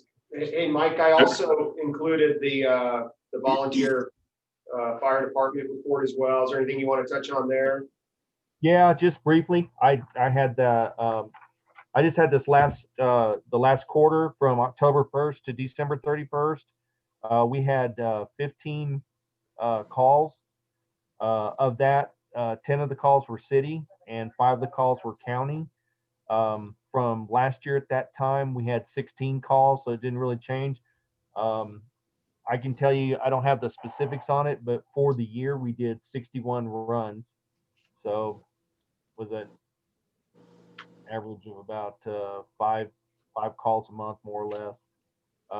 And the breakdown, October, it's usually pretty busy. We had 8. November was really slow. We had 1. In December, we had 6. Right now, we have 18 members on the department. Of course, some of that, it's affected, the pandemic has affected, some of the response from these people. We have a couple that, we haven't seen for a while, and they just have their family and work and everything else. A couple of them have jobs out of town, so we only see them when they're back in town since they live here. We did our in-house training. We did about 22 hours of training during the 13 meetings for that quarter. Right now, new year, I'm working on trying to just kind of evaluate where we're at in the department, what needs we that are the most important, some things that we need to get or what have you, and then like to report back to the council at a later date with that information, or do city manager, if that's fine. Fantastic. Thank you, Mike. Okay, thank you, Mike. Okay, thank you very much. Have a good evening. Okay. Okay, let's move on to item number 9, action items to be accompanied by a brief statement of facts, including where funds are coming from, if applicable. Action items limited up to 10 per meeting after being called upon by the mayor or mayor pro tem. Citizens are required to state their name and the ward in which they reside. Priority will be given to the citizens of Alpine and those who own business or property in the city. Individuals who do not live in or own business or property in the city limits of Alpine will speak if there's time available. And Councilman Stevens. Sure, thanks, Mr. Mayor. On the first item, I'll get the ball rolling. I'd like to make the motion that the city council review the candidates for city attorney, and based upon that review, make a decision to select an attorney to represent the city of Alpine. That's the motion. Okay. I'll second. Okay, very good. Thank you, Maria. Okay, motion's been made and second. Any discussion? Yeah, there's a ton of it. So to follow up on our last meeting, there were 3 candidates, 2 of which we had the opportunity to speak with briefly. And one of the things that was clear is that it wasn't clear that we had a good understanding of the council expectations of the roles and responsibilities of the city attorney. And part of that was we had not done a good job as council documenting what those expectations would be. Subsequent to that, thanks to our city manager, there were 2 documents included in our city council package. One dealt with roles and responsibilities of the city attorney, and it starts off with section 4.04 of our Alpine Charter that talks about the top level requirements, talks about qualifications, and then walks through general requirements from a city council standpoint, tasking and interactions, which is one of the things we talked about last time. We want to make sure there's alignment.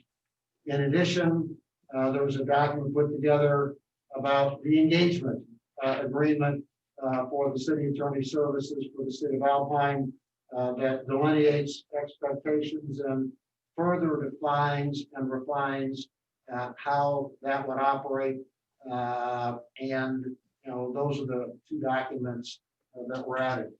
I think before going into further discussion, it's probably worthwhile just get some feedback about, are we as council all comfortable with those documents, or do we have some concerns? And I thought I'd be quiet and let other council members speak. No, I think the documents that Eric provided pretty much everyone. Did all of council have it? I'm sorry, I didn't mean to interrupt, Chris. That's okay, go ahead, Rick. But did all of council have an opportunity to talk to the 2 candidates? Because I understand one of the candidates has dropped out, and that's the gentleman from Sweetwater. So I have not. I had planned to use this as an opportunity to be able to have that discussion tonight. And first is to make sure, as I walk through the order, to make sure council's in alignment about the documents that were put together before we have those conversations. Okay. Well, you want to go ahead and lead off, Councilman Stevens? Well, no, I'm not finished yet, Mayor. I'm trying to walk through this. Oh, you're not? The first get agreement Okay. on the documents before we have a discussion with the candidates. And what I heard from Chris is she's good. I'm good. Okay, so our team's good. And then since Betty's not here, Maria, are you good? Yes. Super good. Okay. So Okay. in my mind, that's really important to make sure we're aligned. So that then leads to a discussion. I know, I believe, Eric, you sent these documents out to the candidates, and as the mayor pointed out, the gentleman from Sweetwater withdrew. So we have 2 individuals to consider for the position based upon where we're at. That is correct. Okay.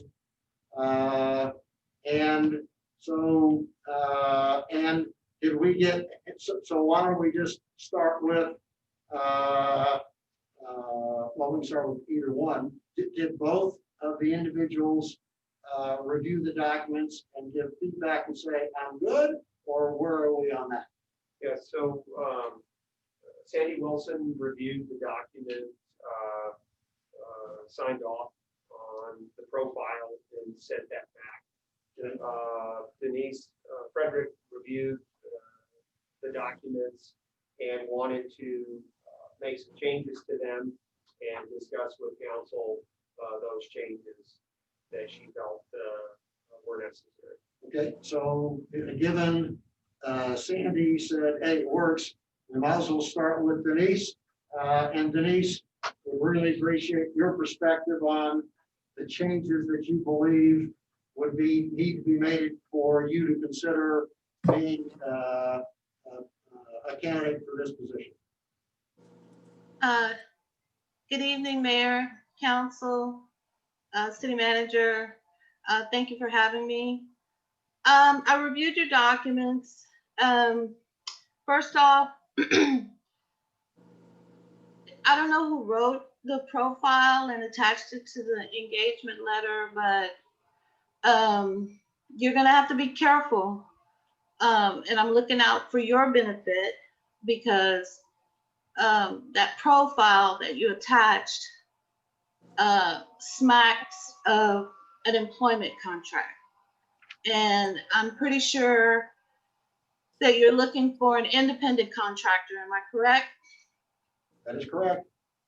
So this profile has a lot of instructions, and you can get into trouble with the IRS for instructing an independent contractor on how to do the work.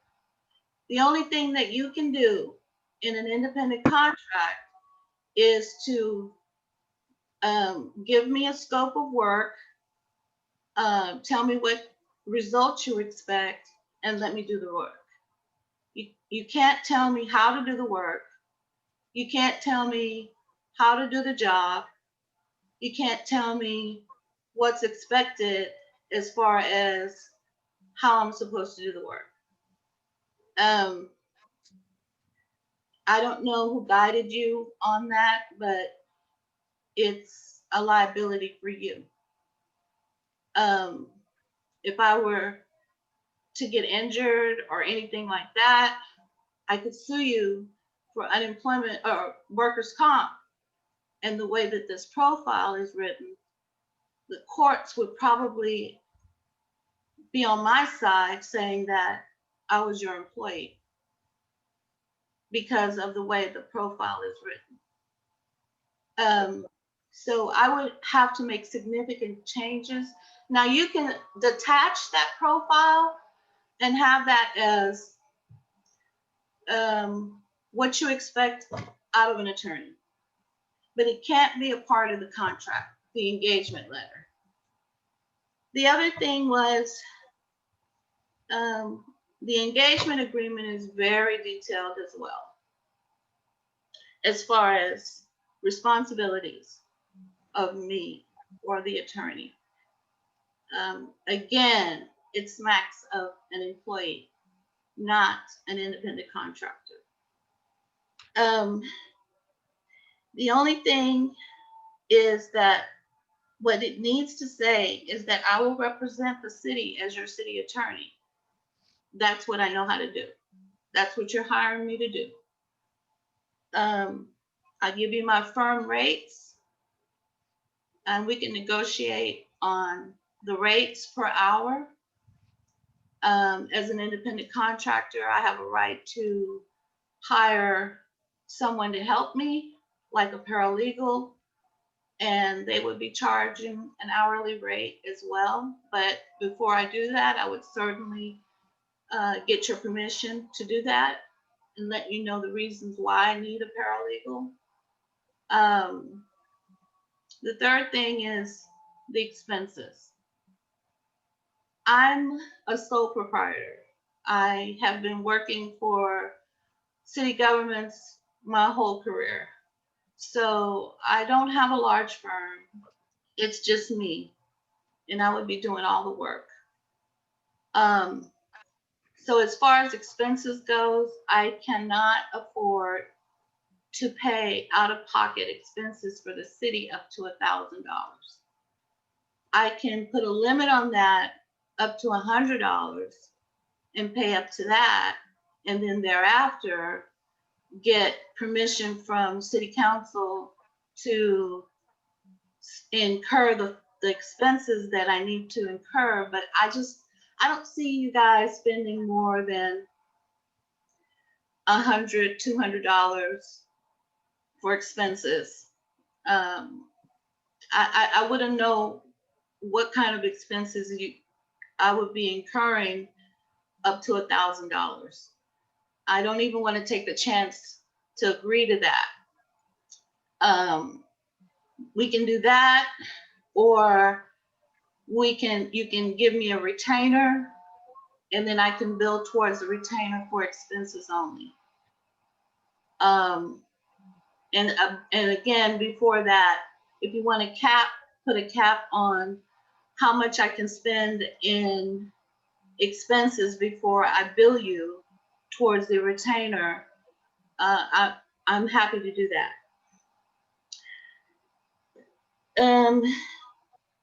The engagement letter should be terminable by either party at any time with some notice. And I would put in the engagement letter that the invoices are due upon receipt, and after 30 days, it would be late. It would be past due. You don't have to insert a privacy policy because we have attorney-client privilege. I'm not going to reveal any information from my client unless the state of Texas requires me to provide public information, which is provided under the Texas Local Government Code and other codes that govern public information. I've done so many, as the city attorney, when I was the city attorney for Leon Valley, I can't tell you how many requests for open records I got and how many times I've written to the Attorney General to withhold information that I felt fell under privileged information. And I had a 99% rate of success with the Texas Attorney General's office in that regard.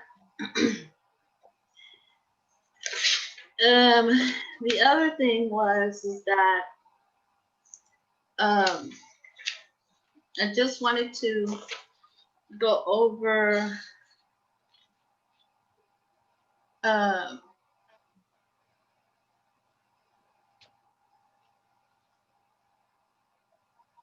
so you can provide me with a scope of work outlining your expectations of what you expect of me, detail about the work to be done regarding, it would be representing the city. That would be the detailed work as your city attorney. The time frame in which you want me to be in that role, maybe a year's contract or a 2-year contract, it's up to you. We come to an agreement on process for managing changes, come to an agreement on the payment terms again. That would be my hourly rate and the expenses that I charge. You can't determine my work hours. You cannot oversee the work that I do, and you can't determine how I do the work. Again, that's a liability on you. So I'm looking out for you. It's not for my benefit, because my benefit would be that you hire me as your employee. So if you want to do that, then we can include your profile and just have it an employer contract. But if you want an independent contractor, that's why I couldn't sign these documents, because they need substantial changes. I had asked Eric for a Word version so that I could make some revisions to show you, send it to you and show it to you what I'm talking about on paper, because it's pretty hard to explain just me talking to you like we're doing. The only thing else that I can't do is litigate for you, but I was thinking about when I worked for the city of Leon Valley, they have about a population of about 10,000. I believe your population is about 5,000. Unless you tell me different, I don't see you having a whole lot of litigation going on. You may have some administrative hearings that I can handle for you, which would be at a different hourly rate. I would have to charge you a little extra than the normal hourly rate because it's a specialized area. So administrative proceedings would be like EEOC claims, TWC claims, Texas Workers' Comp claims, I guess appellate rates, but I don't really do appeals. I probably could do appeals because I really don't have to litigate an appeal. It would just be brief writing, and that's my area of expertise is brief writing. The other thing that I spoke to Eric about was you wanting to have me provide to you a time frame for how long something is going to take. And that's not fair to me, and it's not fair to you. Having been an attorney for over 20 some years, I know that sometimes legal research takes a long time.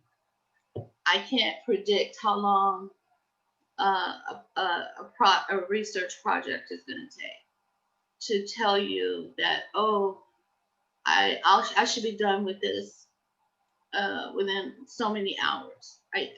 I don't know, because sometimes legal research leads you down a rabbit hole, and you know, it takes a while to get out of that hole before you find the answer and give an analysis. After I do the research, I would then write a brief to the city council, a legal brief to advise you of what the research provided, or write you a legal memorandum on what I found, my analysis of the law, and how it applies to the facts in the case.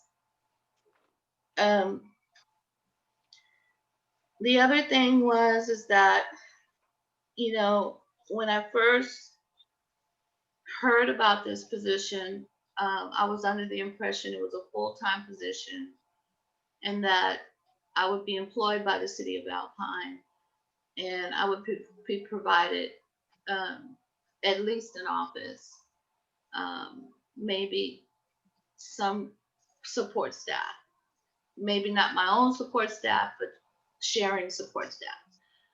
Excuse me, may I cut in and ask where that impression came from? I'm not sure that's what was put Yeah, out. because I never communicated that to you, and that certainly wasn't in our our thing that we put out on TNL or on the website.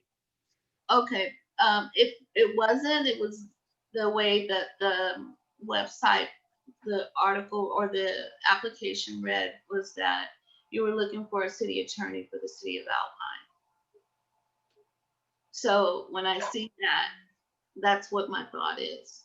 So Not that I mean, it wasn't specified that it was part-time independent contractor, which I don't mind.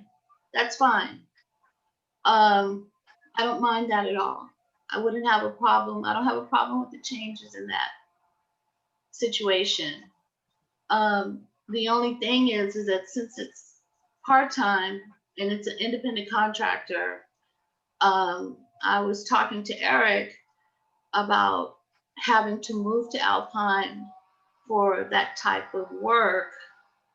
And that's a huge expense for me and my husband to move to Alpine from San Antonio and for a part-time independent contractor position. Eric basically told me that most of the work can be done remotely except for the municipal court. And I don't have a problem with that. I can fly in since it's, I believe Eric told me that for the first few months, it would be twice a month. And then thereafter, once a month. I would handle those expenses, fly into Midland, Odessa, rent a car, drive in, do municipal court for twice a month or once a month. And for the rest of the time, work from my home here in San Antonio remotely. So that would save me a lot. Let me see. I'm looking at my notes, so pardon me.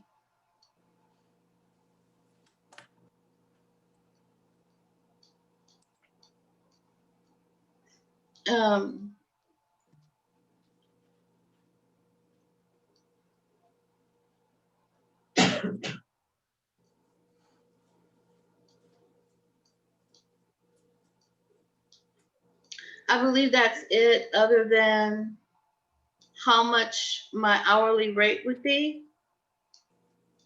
And I talked to Eric about what the last city attorney was paid hourly, and I don't have a problem with that. $200 an hour plus expenses. And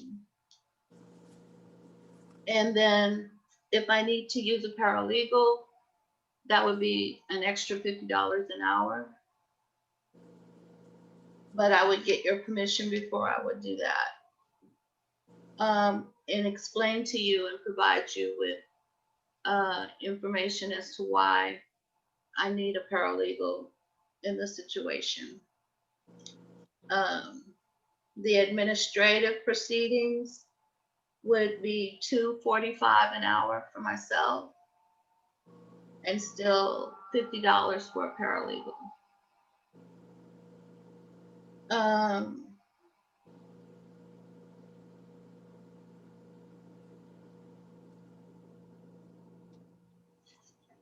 Let me see if I have any other notes. I can send you a draft of an engagement agreement that's a little different from what you've sent me. And we can also talk about the IRS considerations with regard to how this contract is written up. If the other attorney, the other candidate is acceptable to this, that's a chance you take with her. Good luck with that. But I'm being totally honest with you and looking out for your benefit as far as what you want and what you have here.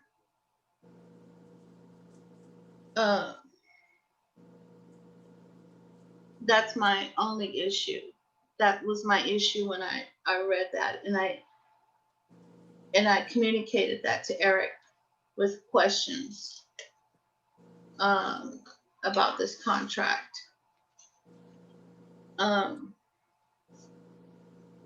Otherwise, I think it's fair what you expect. You expect an attorney with experience to hit the ground running. That would be me. I was the city attorney for Leon Valley on my own with very little support staff for a population of over 10,000 people.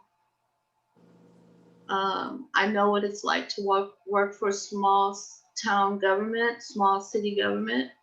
I know what the politics is like. You can contact Leon Valley and you will not hear a bad word about me.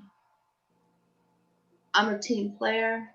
I get along with everybody, but I'm straightforward. I don't mince my words. I tell you the truth. And I care about my clients. And I care about the city that I work for. I love the Leon Valley. I did not want to leave. They didn't want me to leave. They just had budget constraints. And I think that some of the people on city council were misguided as far as what it costs to have a staff attorney as opposed to outside counsel representing them as a city attorney. You don't get the same services because staff attorneys are right there on the site and you're not paying them hourly. They get paid a salary. So anybody, my door was always open. I got along with a very tough police chief, Joe Salvaggio, who used to be a deputy, who used to run the city of San Antonio airport. So I got along with him. I got along with the manager and all the staff. They appreciated the work that I did, and I enjoyed working with them. And I think that I would enjoy working with everybody in Alpine.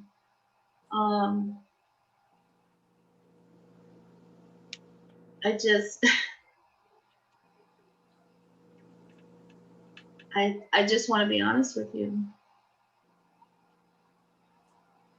So I've got some questions. Chris, do you have some more questions? I do. I have quite a few issues. I guess I'll just touch up on a few and maybe allow Counselor Stevens. I'm sorry, I couldn't hear you. But I do have a couple of issues. I'll touch up on a few of them and then I'll let Counselor Stevens talk on what his questions are. First of all, we're trying to hire a city attorney, not a whole legal team. Not a what? A legal team. Okay. That's what we put out for. You mentioned needing a paralegal support staff and all that, yet you contradicted yourself a little bit later saying that you did all that by yourself in a community of 10,000 people. No, I didn't say I needed a paralegal. I said that I may need to hire a paralegal to help me with something, but I don't need one to be on my staff. Like I said, I'm a sole proprietor and I did not contradict myself. I said that at some point, I don't know what kind of work you have yet. So, you know, you're not hiring a staff, but you're hiring a sole proprietor, but I'm just one person. So if you have something that I need to work on for one thing that has a deadline and another thing that has a deadline, I may need a support staff, like a paralegal or a legal assistant, to come in for a couple of hours and help me with that, say, a huge open records request. Right. I So can work with you would have the added expense on that support staff, plus the added expense of sourcing out for litigation. Right. With all of the many issues that you have brought up, I have to question whether you really feel you would be a good fit for us. Okay. So I'll keep going. Martine, you have questions? Okay. Maria, questions or comments? Or No. No questions. okay. So Denise, thanks for your candor. Are you an employment attorney? I'm sorry. I said, are you an employment attorney? I have worked on employment projects, employment issues, yes. But that's not your area of specialty and focus. What is your area of specialty and focus? City attorney? Municipal government. Municipal. Yeah, all municipal government, all areas of municipal government law. Thank you. Okay. So employment goes along with that as well. No, I understand. I used to run a human resources organization for 175,000 people, which included employment contracts. So I have some familiarity with that, but I am not HAD. My area really of expertise is contract law. Okay, thank you. Okay, that's helpful. You made a comment that you cannot litigate. Did I misunderstand? I mean, I can litigate. I just am not, I mean, litigation is an area of expertise. And it's not something that I've done over the last 20 some years. The only cases that I've litigated are municipal court class C misdemeanors.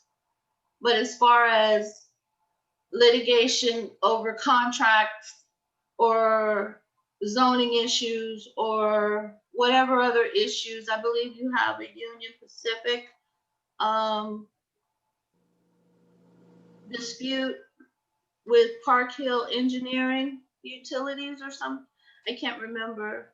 I'm not sure what that's about. I would have to read that. I don't know whether that would be administrative or whether that would be a contract issue, because I don't think you have a contract with them. I don't think that that would be a contract issue, but it would certainly be something that might have to be litigated. And since Union Pacific is so huge and I'm just by myself, I mean, that would be one area where I would need a paralegal if you wanted me to litigate that. But that's not my area of expertise, and I would like to see you have the best representation. And so for a town as small as your town, I don't see you having much litigation to where I would have to farm out every time you turn around for litigation. I mean, how much litigation do you have? So you raised two of them. So just to help me understand, Park Hill, Smith and Cooper, there is a contract in place. They violated the terms of the contract, and that's why we're litigating.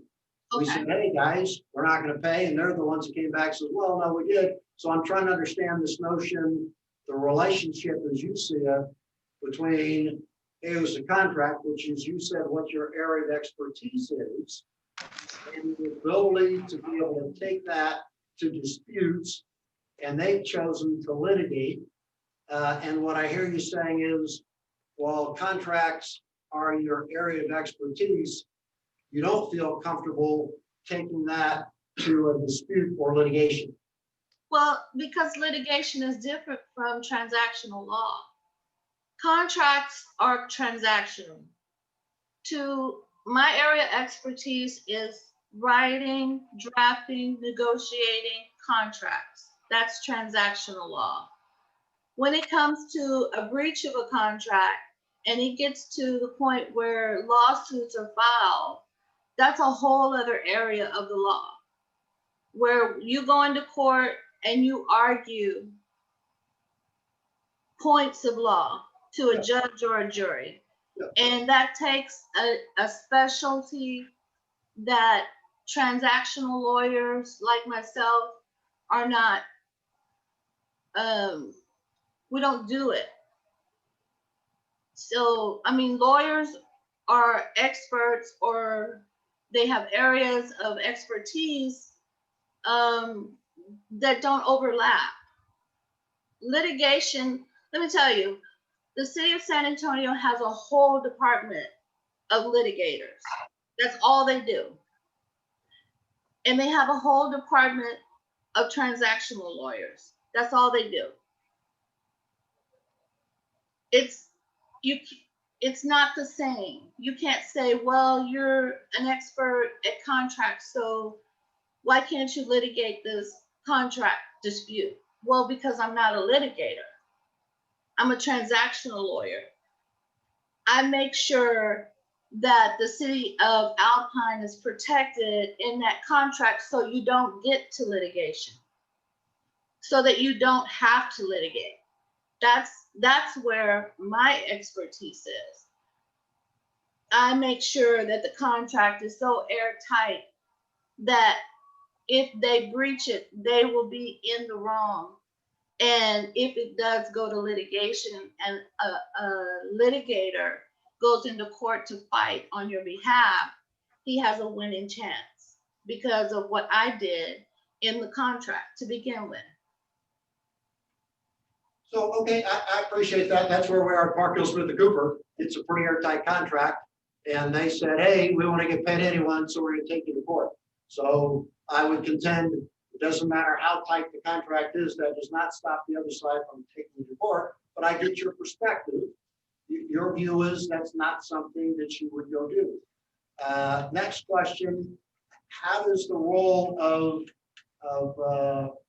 being a prosecutor, which is literally going into court and pleading a case, differ from what it takes to be a litigator, even though one is a Class C misdemeanor or if you're going to municipal court? How is that different than what would go on from a prosecution standpoint and being able to go take care of something like Park Hill Smith and Cooper, which in my view is a fairly straightforward discussion? Well, your Park Hill Smith and Cooper, is that the name of it? That's the name of the firm, yeah. They're a big national firm. Okay, well, that's a civil case. And prosecution of a Class C misdemeanor is criminal. Yep. Prosecutor, the Class C misdemeanors are very, very short, to the point. There are specific rules in the court. I have a lot of practice in prosecuting cases for Class C misdemeanors. I've had a lot of experience in doing that, so I can do that with my eyes closed. Okay. But with a civil lawsuit, you have to work the case up. You have to have I know what it takes for civil suits, trust me. I've been through a lot of those as part of a large multinational organization. Yeah, it's a huge difference. I mean, I can prosecute I've prosecuted, I would say, up to 5 cases a day. If the defendant doesn't want to plead out and make a deal with me, then I'll prosecute it. It's like 2-3 minutes. Okay, thank you. And I don't have to have a case file, or I don't have to have a plan going in. I don't have to. I mean, I have witnesses, but usually my witness is the police officer. Okay. I'll have one more question, maybe a little bit later on. Thank you. Thank you. Okay, and I presume you're not going to go anywhere. So, Sandy, you're here. And you saw no issues with the draft documents that we put forward, and you see no issues. You have a comment. I know all attorneys are different. I can line up 9 different attorneys, get 9 different answers to the same thing, because I've done it. So your perspective about concerns about the documents that we prepared. My perspective about the profile was it is an independent contractor. I didn't see anywhere in there where it indicated that you were going to tell me what to do or how to do it. I think you quoted out the specific things, which are all legal things that lawyers do. Yep. I thought it was pretty straightforward. I've had over 13 years experience as an attorney. I've done civil practice.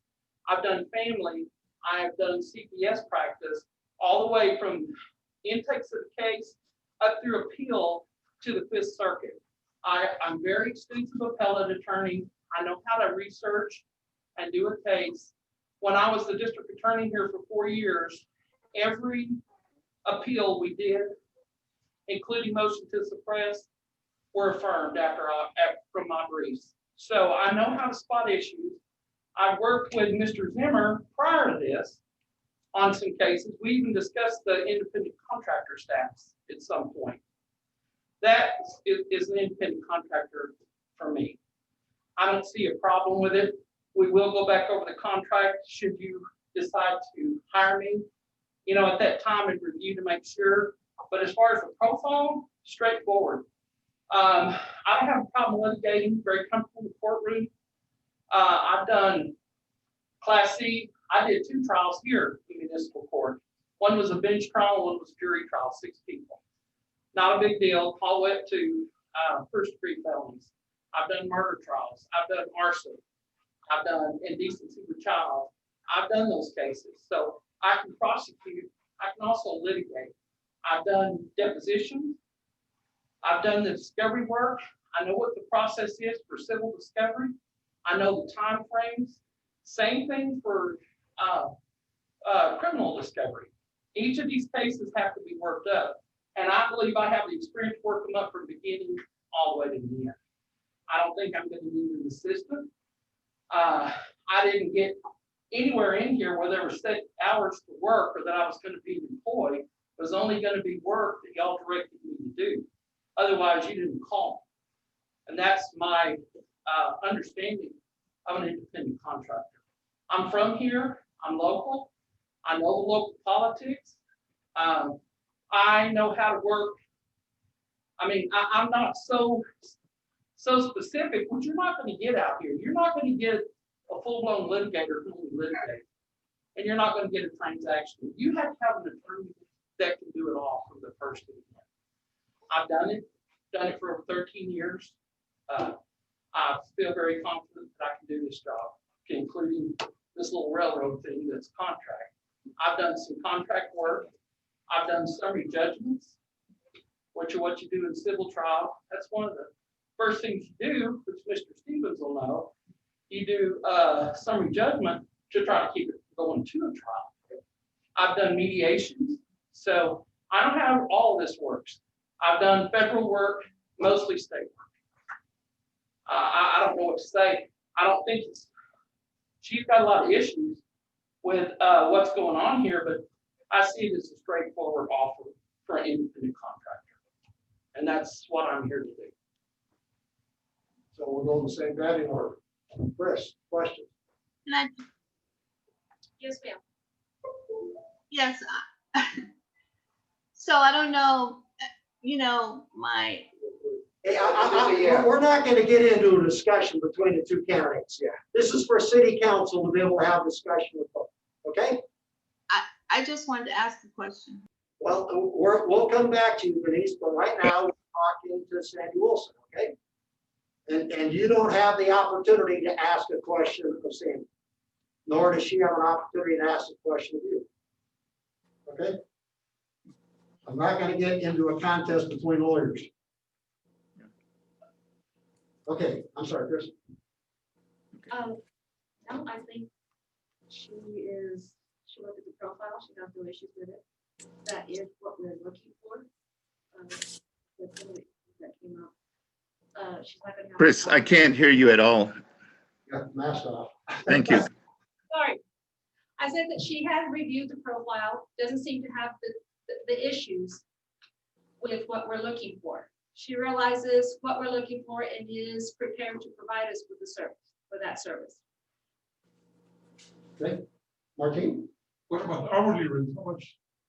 I believe the hourly rate's $200 an hour. I don't charge any more, whether or not it's an appeal for a civil case or anything else. We That's say the same. Yeah. Okay. Sandy, Yes, how sir. much experience do you have in municipal law? I don't have a lot of experience in municipal law, but I know how to issue spot, and that is easily remedied by taking some seminars and getting up to date on it. And when we say municipal law, what are we talking about, just to make sure there's clarity about the term municipal law? It's just anything dealing with the city as far as any kind of function, which would be certain amount of employment, certain amount of contract, certain amount of criminal, that kind of stuff.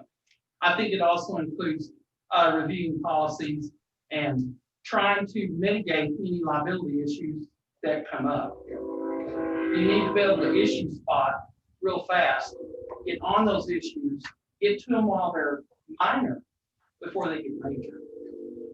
And I don't know, I feel like I can do that. I feel very comfortable with that. And I've worked with Mr. Zimmer on 2 different occasions prior to this. And I think he was satisfied with the work I did. Mayor, other questions? How well do you get along with the council staff? I get along well with all council. What's that? I get along well with the other attorneys and council. Mm-hmm.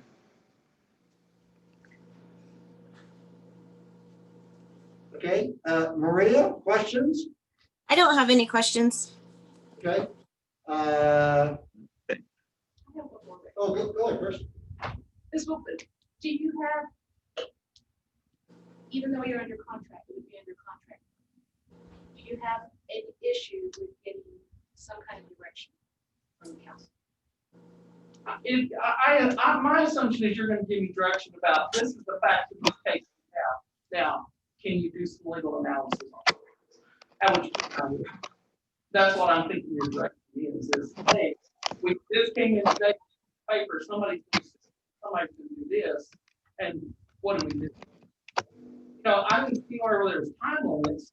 I think time limits are good, reasonable, but if something occur where the time has to be increased, that's certainly something I'd come to the city and say. I think the whole purpose for that put in there is to make sure things get done in the time.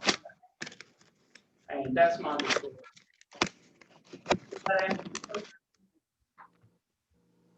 So, I'm going to create a scenario. This is a real scenario in the city of Alpine. What I don't want to do is get into a detailed legal analysis by creating this scenario, but I would like to hear both you, Sandy, and you, Denise, provide some perspective about how you would approach this particular situation. Okay. Okay. And the situation goes like this, and it deals with an issue that caused the city council to take action relative to our former city attorney. The issue that arose was that there were allegations made that members of the Alpine Police Department were not performing to the level that they should have. This information was brought to the attention of the city attorney. And I'm not going to go through what that city attorney did or didn't do. My question to each of you is, if there's an allegation brought forward relative to the police department and members of the police department, would A, you take that to directly to city council? B, would you take the matter to the city manager? Or C, would you take the matter to the chief of police if you were the city attorney for Alpine? And I'd like you to give that perspective and your rationale on why you pick A, B, or C. Denise, would you like to start? Yeah, Denise, you'll have to unmute. Sure, I'll start. I mean, I've had several situations like that. I mean, basically, that's a whole other department. If there's an issue with one of the police officers or several other police officers, and they came to me, is that the question, that they came to me? No, they did not come to you. It was reported by an outside organization, not within the city, that members of the Alpine Police Department were behaving inappropriately or taking actions not consistent with what most would expect. Again, would you take that directly to city council? Would you take that to the city manager? Or would you take that concern to the chief of police? I would take it to the city manager and possibly call in the chief of police to inform them of what I was informed about. It's up to the city manager to determine whether or not that issue goes to council, not mine. It's not a legal matter at that time. It's a departmental issue in the police department, and it needs to be handled administratively by the city manager and the police chief.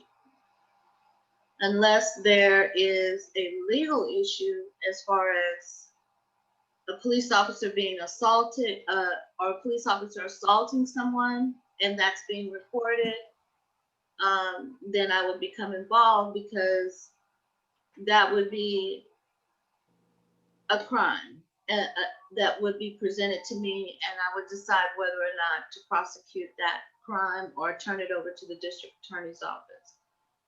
But if it's an administrative issue as far as conduct of a police officer that doesn't involve the commission of a crime, then yes, I would go to the city manager with that information and possibly the chief of police. It's not up to me to determine whether or not it goes to the level of city council yet. You made a comment, unless I misunderstood, and I just want to make sure clarity. What I heard was you would take option B, or the second choice, take to the city manager for discussion, and potentially the chief of police with the city manager involved. You made comment that if there was a potential crime, that you would then take that to the district attorney. Did I understand that correctly? It depends on what type of crime it is. If it's a Class C assault, I would handle it myself and determine whether or not I'm going to prosecute that, and talk to witnesses and determine whether I was going to prosecute it. Or if it's more than a Class C, I would talk to the chief of police and the city manager and let them know that I needed to report that to the district attorney's office and let them handle the matter. Okay, and so I'm just trying to make sure I understand with clarity. You would take action to potentially report this, but who do you represent? Do you represent the city and trying to minimize risk? Yes. Because it sounds like you're kind of on both sides of this fence. Wanting to go to the city manager and chief of police. However, if in what I think I heard is if in your determination there was a potential assault, using that as an example, you would go directly to the district attorney. Is that what you meant to say? I don't understand when you say that I'm on both sides of the fence. I'm always representing the city of Alpine and to protect the interests of Alpine and the risk, and to minimize the risk of liability to the city of Alpine. So and I'm not sure what you mean by, I mean, that's usually the standard procedure, is that if there's an issue with someone in a different department, that you include that department head along with the city manager with the information that you have. But if it goes further and you feel that there has been a crime, you're going to the district attorney instead of coming to council and letting us know that there could be possible liability to the city by one of our officers doing something. Well, I think not that's necessarily, it wouldn't be up to me as a city attorney to come directly to the city council. That would be the city manager's decision on whether or not it reaches the level of city council. But you took it out of the city manager's hands by choosing to go to the district attorney before visiting with him. You've taken it out of his hands. I'm sorry? You've taken it out of the hands of the city manager by going to the district attorney first. No, you misunderstand me. I would definitely go to the city manager and the chief of police if I see a crime more than a Class C misdemeanor and let them know that I have to report this to the district attorney's office. That's her answer. Okay. Thank you, Denise. Sandy, your perspective. In a situation like that, I'd start with the chief of police, because you need to find out what's going on. You need to get a little facts going, some evidence. And I would follow up with the city council is what I would do. Because you need to find out first, are these allegations true? Are they not true? Does the department head, are they aware of what's going on? Because you might have a bigger liability issue if they're not aware or they're aware and it's going on. I would start with the chief of police. I think that's the best place to start and work my way up from there. And then I would include in, of course, the follow-up with the city manager. But I think in that situation, starting with the chief of police was the way to go. Okay. Thank you. I just wanted to clarify something. Yes. Okay, earlier I raised my hand when my colleague was talking at the podium, and I only raised my hand. I was going to ask the city council a question. I wasn't going to get into a back and forth with my colleague. So I just wanted to clarify that. Okay. I wanted to ask the question about whether or not city council wants a litigator or you want a city attorney. Because I feel like my colleague is downplaying the role of or the duties of a city attorney and all the responsibilities of a city attorney. It's not easy to just pick up municipal law. It's not easy. You have to be able to know about zoning. You have to be able to know about platting. You have to be able to know about. Could we stick to your comments as far, any comments you make, can you please stick to your experience or lack thereof and let us question Ms. Wilson on her lack of experience if we feel that needs to be. You asked what we're looking for. In my opinion, I think we're looking for someone with a broader area of experience. Like you mentioned, we aren't a big city like the cities you have mentioned. We are a small rural community that cannot afford to hire a litigator, that cannot afford to hire a city attorney, that cannot afford to hire a paralegal. I think what I myself am looking at when I question you and Ms. Wilson is someone that has a broader area of experience, someone that is not going to cost us more money along the way. And my question is that I never got answered was, how much litigation do you possibly have that I would have to hire another firm to come in and litigate for you? You have more day-to-day operation, municipal government work to be done than you do litigation. It's very hard for us to be able to give and even estimate how much litigation we have. But I think you all also agree that just one case that goes to litigation could send us financially in the hole. And it could also be handled by TMRS as well. Like, I mean, sometimes most of your litigation is going to be handled by TMRS. It's very few times when you're gonna have to hire outside firm for some specialized litigation that TMRS won't cover under your insurance. I myself find it hard to speculate when it's taxpayers' money. It's just from my experience, ma'am. That's all. I have a lot of experience in this area. I have a lot of experience. I'm sorry that you feel that I would cost you more money, and that's not my intention. That would be the least of my intention. As I said, I would not incur expenses that you'd have to pay for before consulting with you and getting approval. I would not hire a paralegal or a legal assistant without, absolutely needing one and coming to you and letting you know, these are the reasons why I need a paralegal or a legal assistant. I didn't have one for 3 years at the city of Leon Valley. I did have an intern that came in that she was from law school, but we didn't pay her because she was an intern, but she was a great help.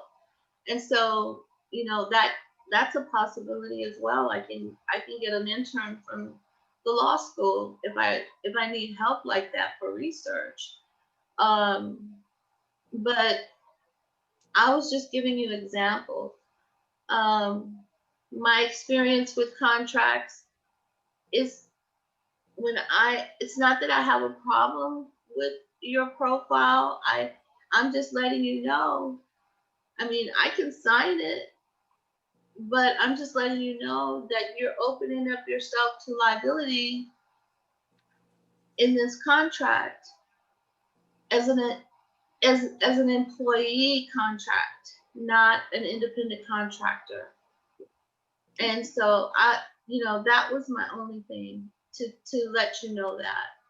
And I thought that it would be appreciated, but I feel like I've offended you. So I apologize if I offended anybody for criticizing the contract. No, ma'am, I'm not offended. You have wonderful experience. There's no doubt that you could do this job. Like I said, I personally am just looking for someone with a broader area of experience. But no, whether you can do this job, I'm sure you would do it beautifully. So probably one last, for either one of the two candidates, you have any more questions, Chris? Martine? Maria? No. Mayor? I'm fine. Okay, the only last question I would have is, Denise, have you been to Alpine before? No, I have not. Okay. I've heard about it. My sister's been to Big Bend. A friend of mine lives there, Patricia Runyon, who I used to work with in San Antonio. So she lives there. Another colleague of mine is from Alpine that I know about, but I've never been there, but I've seen pictures. I've heard about what beautiful country it is and what a beautiful place it is. Great, thank you. Okay, so, and I have no more questions for you, Sandy. I guess, and I'll get myself in trouble as I always do. So I'll just get myself in trouble and put it out there. We'll go from there. On the basis of discussion, thanks for the frank and open dialogue. And I firmly believe doing these in open session is far better than doing these in closed session. I've learned my lesson on council, do everything you can on open session unless you have to do it in closed session. So, and I also understand, these put people in potentially difficult situations when we have these open discussions, but I think it's the only way to be, particularly in a city government. I would like to amend the motion that the city of Alpine select Sandy Wilson as the city attorney for the city of Alpine. Second. Okay, there's a second? Yes, sir. Any discussion? So, so now having got the motion on the table, I just have a little bit of discussion here, just to share. I have gotten a bunch of phone calls that says, the city of Alpine would be ill-advised to select Sandy Wilson as the city attorney. And so I went on this research campaign, started gathering data, talked to people, asked questions, and it was really interesting. I started with a piece of data that said, when it came to the most, and it was pointed out to me, gee, Sandy wouldn't be being considered and wouldn't put her name in the hat if she had won the election to be the incumbent 83rd district attorney in the most recent election. And so I said, well, that's very interesting. Let's go gather some data. And since we're talking about the city of Alpine, which represents probably 2/3 of Brewster County from a population standpoint, one piece of data that I will provide is that Sandy was declared winner in Brewster County when it came to the 83rd district attorney. So there's a majority of people, at least in Brewster, said Sandy was doing the right job. And when you look at the layout between the responsibilities has, experience says that the individual who's able to take Presidio or Pecos is going to win the job, and that's what already did. So that was one piece of data. Second piece of data is I got feedback that says, hey, you don't want to pick Sandy because she may not have the right perspectives, or we didn't get along, back and forth.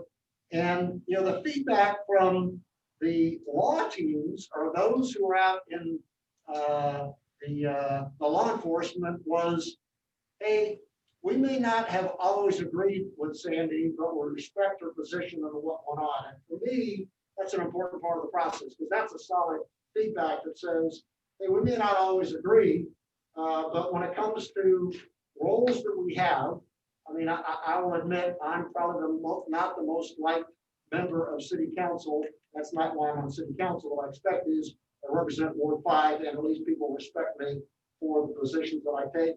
And I'm willing to have the dialogue, which is why I do the Ward 5 perspective on Thursday. So the feedback across the board was, yeah, from that standpoint, and based upon that, and the discussion that we've had this evening, I looked at criteria, capability, and then tried to look at all the naysayers who have not been bashful, coming forward and says you'd be making a mistake. But I think we're looking for a city attorney who can do the job, meet the needs for the city of Alpine from the normal municipal work as well as the litigation work, so we can get on with our business. And so that's my comment. I'm not sure if other council members have points or comments they want to make. Councilor Steves, can I make a quick comment? Sure. Since certainly I'm the one staff member that works most heavily with the attorney. And just to share some perspective on Sandy, I've had the opportunity to work with her on multiple items. What I would say is she's very thorough in her research.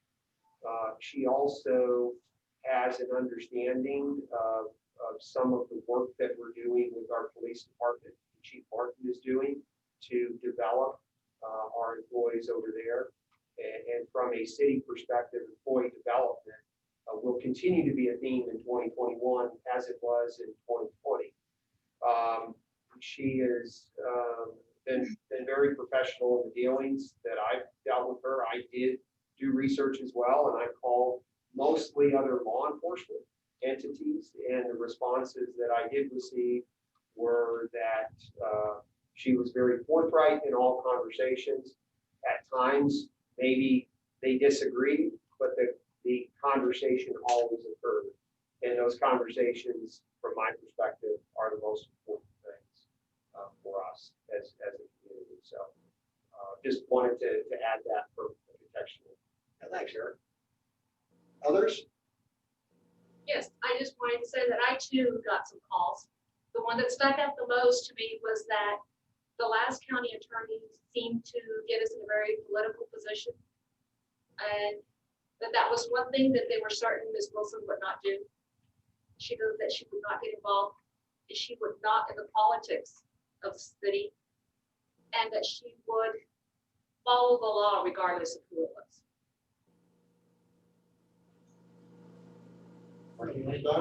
Yep. Chris or Maria, any thoughts? No. So, Mayor, I think we're done. I'll call for the motion. Okay. The only feedback that I was getting was that if Sandy was selected, that she not get involved in the politics. To stick straight, be straightforward and stick to the letter of the law. So we'll just ask her straight up. That's what we want. How say you? I say that's fine by me. If the politics is there, but I'm planning to follow the law and work for the city. I'm not working for anybody else, and I don't have anybody that I play favorites with ever. Thank you. And one quick question, Sandy. You've got your house for sale. Are you staying in the area or are you moving? We're not sure we're going to move, but we put it up. We've had no bites, so I anticipate being here another year or two at least. Yep. And I'm from. Okay.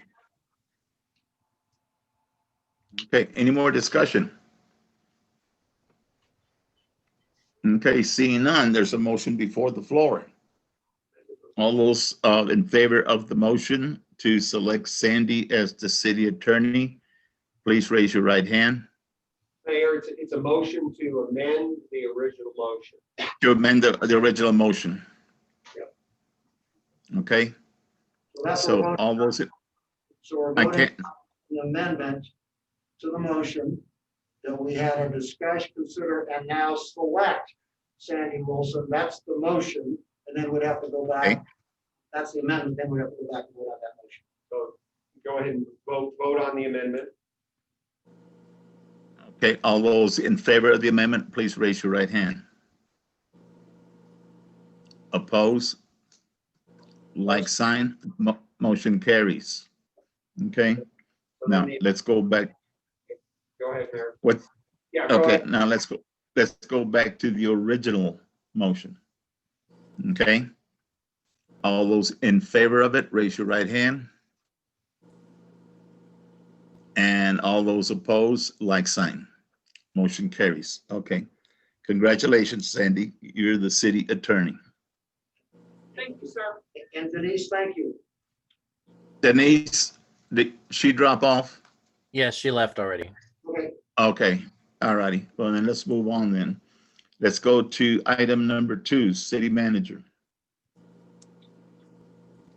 All right, Mayor and City Council, item 2 is to discuss, consider, and take appropriate action appointing Jody Cole as special counsel for the city of Alpine to handle the Union Pacific legal items for the city of Alpine.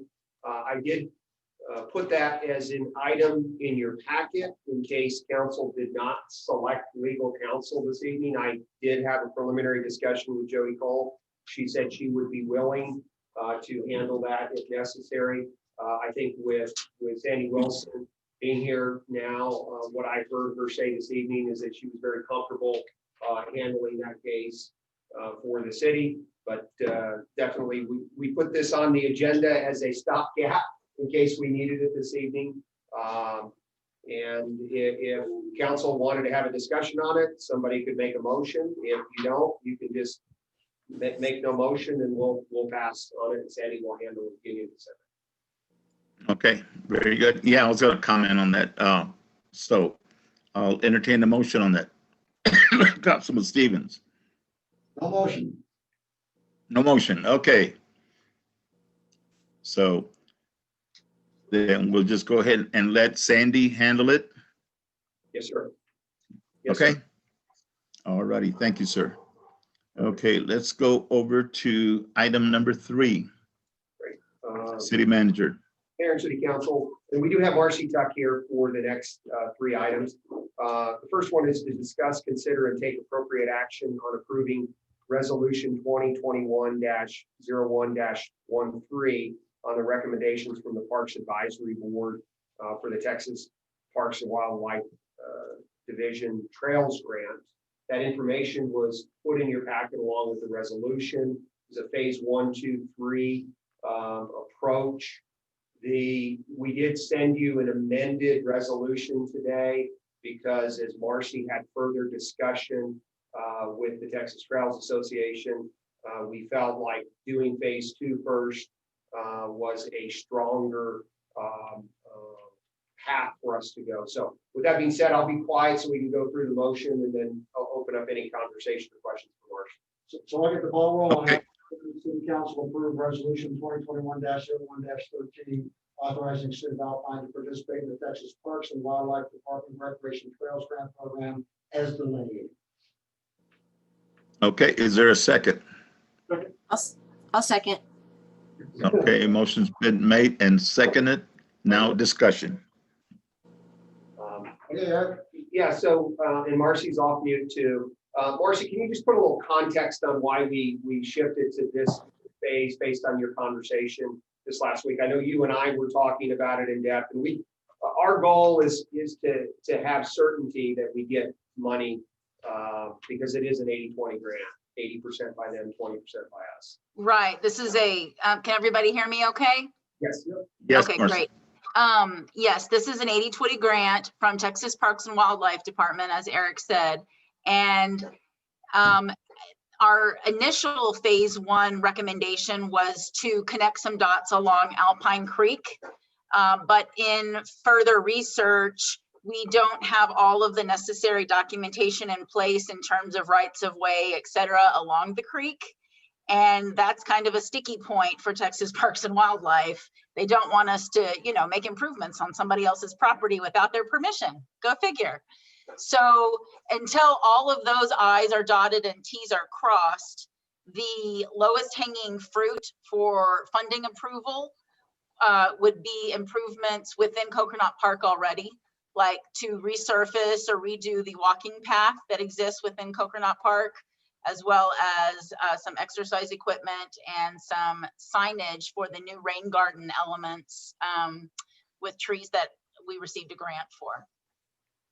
So we've shifted to things that are definitely within the city's purview, low-hanging fruit, if you will, that still will be good improvements for the city and for the citizens, but that Texas Parks and Wildlife won't have any issues with in terms of who owns the property we're trying to make improvements on. Right. Yeah, I looked at the trail the other day and it's a little shoddy, a lot of usage on it. Definitely. So it could stand some major overhaul over there. Right. And our matching funds are funds, just so council is aware, from Energy Transfer Partners that gave some money to the community specifically for recreational trails. So this is coming out of an already earmarked fund for trails, our matching portion of the improvements. How much is that? What's our matching portion? Our matching portion would be approximately $40,000 because Texas Parks and Wildlife caps their grant award at $200,000. So we're proposing a $240,000 phase in this 80-20. Okay. And the only other question is, if they were to approve the grant, do we get in the back of the queue for future grants? Because they got limited money and they have this rotation process, as I recall. So do we put ourselves at risk for the thing that we ultimately want and or it's delayed longer? I asked that question and they said no. At this point, it doesn't preclude us from applying again or ding us in the future for applying, let's say next year for funds as well. Great. And Marcy did learn that one of the decision makers up in Austin is Paul Lister's daughter. Many of you know Paul Lister, who lives right off of Loop Road. So she has been anxiously awaiting for Alpine to submit a grant. Wonderful. Right. So that doesn't guarantee us anything, council members. I just want to, clarify that. But Vote at the table though, Marcy. But Yeah, that's a very interesting local connection. So yes. Well, great. And if the 240,000, now that includes improvement to the creek as a whole pack, is it a whole package or just for the walking trail and Coconut Park? At this point, that phase 1 is this amended phase 1. So the amendment that you got today is just for the walking trail, for resurfacing or redoing really, some new exercise equipment along the trail and some signage for the rain garden areas or stormwater areas. That no longer includes the Alpine Creek, but if you look at that trail map that was in your package, basically we're shifting around phase 1 and phase 2. Right, So understood. next year's application would hopefully include the creek portion of it once we iron out some of these rights of way or easement challenges, documentation. Yeah, and ultimately, when Marcy and I discussed it, our main fear was that because we didn't have the rights of way mapped out, that we could get rejected based on that technicality. And so we're going to go work that, get all of those rights of ways mapped out. And then, so we just really flipped phase 1 and phase 2. Yeah. Okay, any more discussion? Okay, seeing no more discussion, all those in favor of the motion, raise your right hand. Okay, oppose? Okay, motion carries. Thank you very much, Marcy, for all the hard work you do. You're welcome. Okay, let's move. What's that? I just said I'm next as well, so I'll stay on. Okay, and let's go ahead and move over to item number 4. Item 4 is to discuss, consider, and take appropriate action on approving resolution 2021-01-14, approving grant application for the Criminal Justice Grant Program, Edward Byrne Memorial Justice Assistant Grant Program. So I move that we approve the resolution 2021-01-14, approving the grant application for the Criminal Justice Grant Program, the Edward Byrne Memorial Justice Assistance Grant Program. I'll Okay, second. is there a second? Okay, motion made and second, discussion.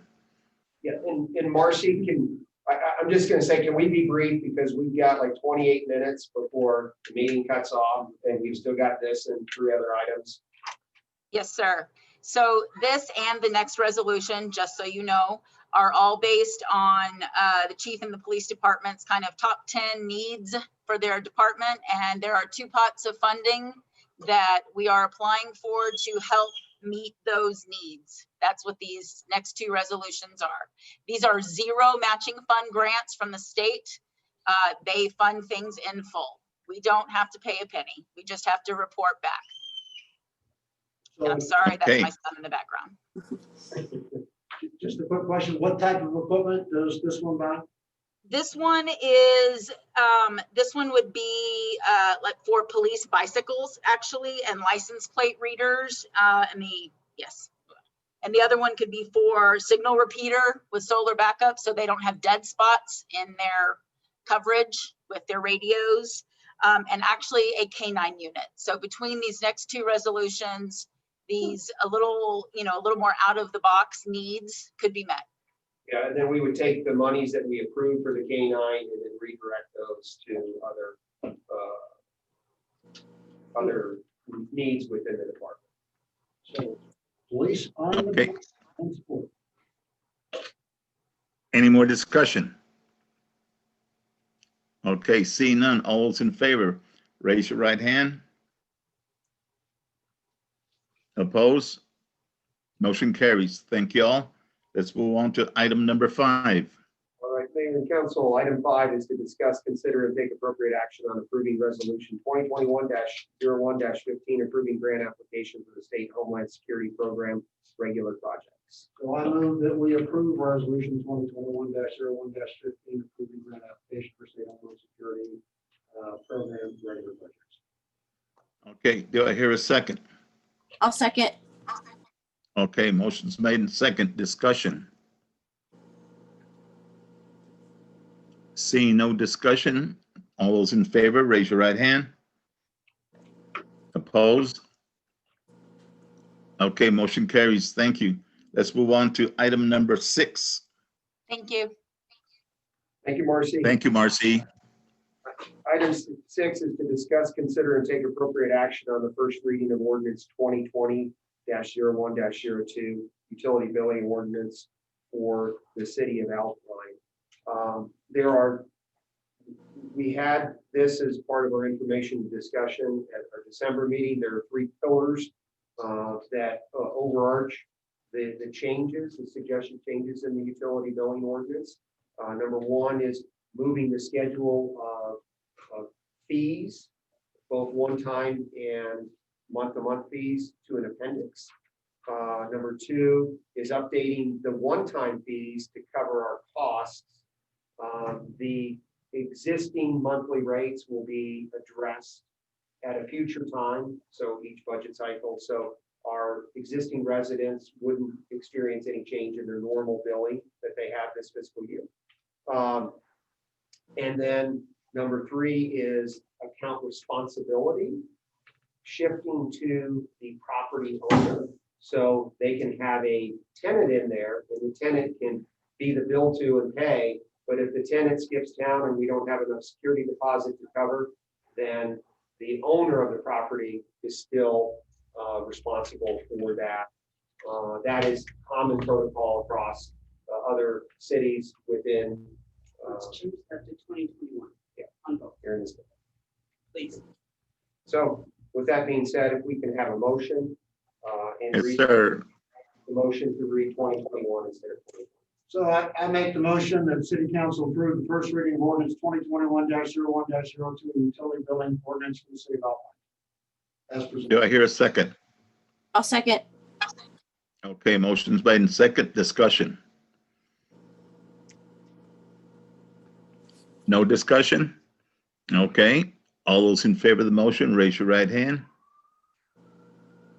Oppose, like sign. Motion carries.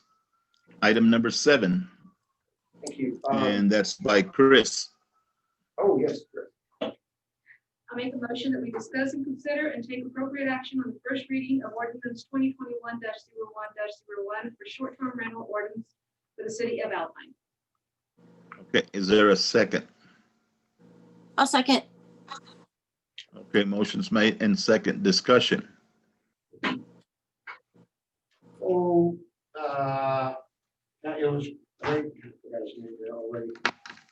Robert. So Robert was here.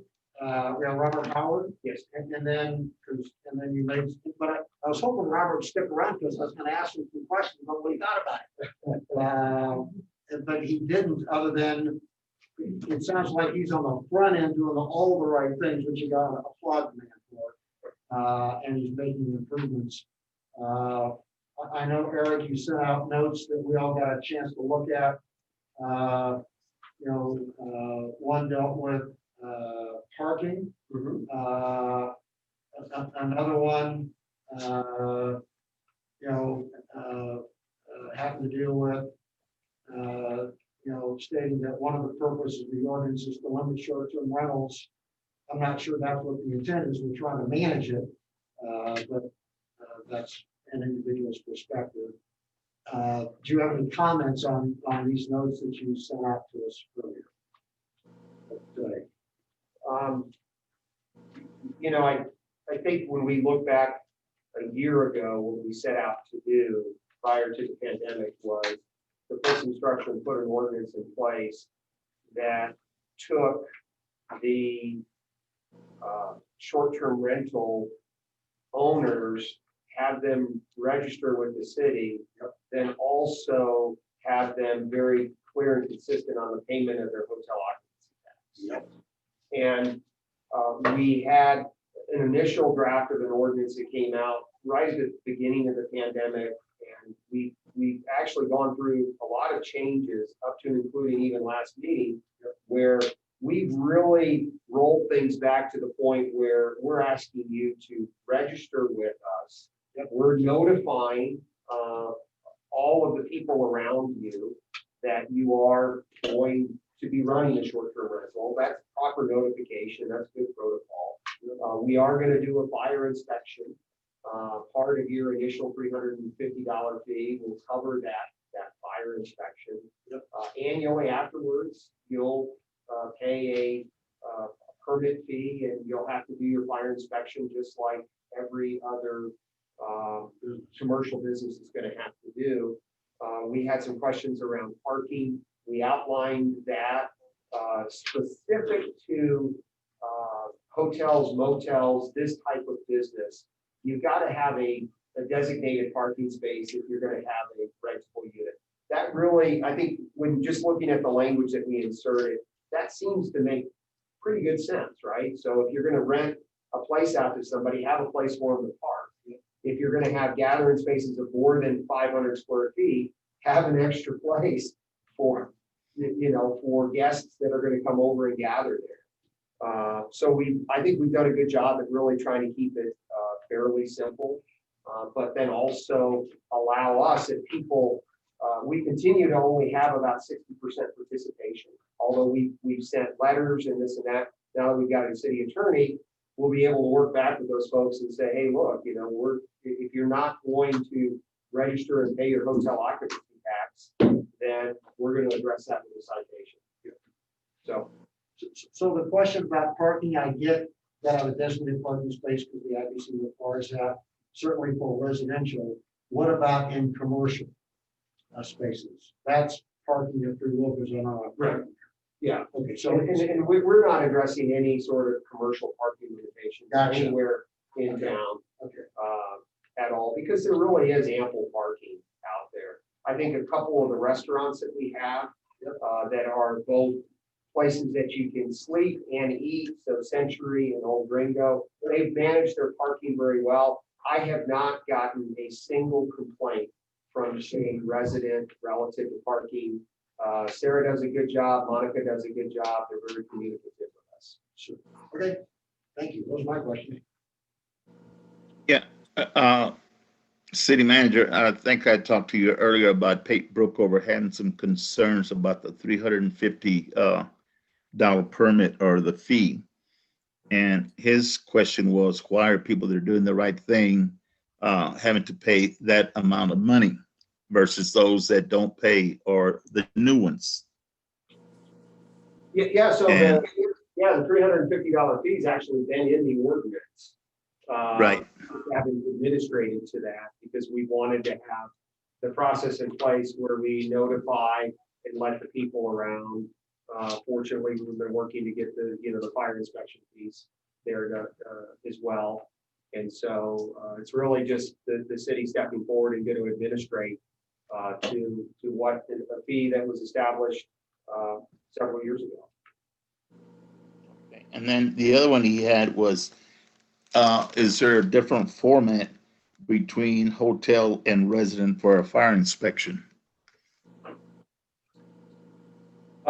Well, if you're a resident, you don't have to get a fire inspection, but if you're running a business, you do. Right. Okay, but I guess his question was, is there a difference between, he understands, that about the fire inspection, but he wants to know, is there a different format from a Airbnb versus, say, a hotel? I would ask Phil Fierro, since he's the one that's gone through, all the training to do the inspections. I'm sure that there are different criteria that he looks at, like if it's an industrial manufacturing, he's going to be looking for certain things. If it's a retail commercial space, he's going to be looking for certain things. If it's a hotel, he's going to be looking for certain things. If it's a Airbnb, he's probably going to be looking at similar things that he would at a hotel or a motel. Yeah. And one other question that he had was the liability, and he says, why or is the city getting involved in the liability?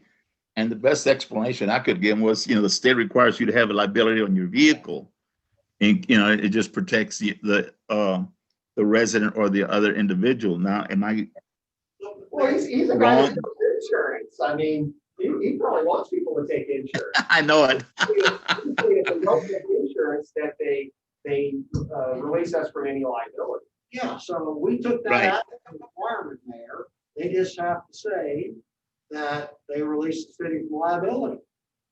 Right, and that's what I told him, because, you know, the resident could come back, or the guest could come back on the city. Why don't you have a liability clause in there for them? So why didn't you And so require?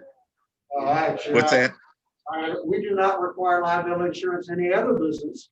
So that's a business issue. Okay. Well, that's the only questions that he had. So any other questions or discussion? Seeing none, then let's go ahead and motion been made and seconded. All those in favor, raise your right hand. Opposed, like sign. Motion carries. Okay, any city council and comments? We'll start on my left, Chris. Just want to welcome Ms. Wilson. I think with Judge Cole and Ms. Wilson on board, we're going to see good things in municipal court. Okay, Martine. No comment. None. Okay, and we'll go over to Mr. Stevens. Thanks, Mayor. We had a lively discussion at the last hot piece, so hopefully everyone, there aren't that many people left on, doesn't look like. Anyway, so glad everyone was able to participate as they could, and thanks for what the city does. Okay, Miss Curry. I don't really have anything to say, except I'm glad that we have a new city attorney.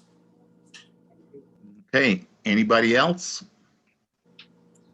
It was a good meeting, a lot of discussion, got educated on quite a number of items, which was good. Always good to learn something new. So with that said, Mr. Stevens. So I would have a question of the city manager.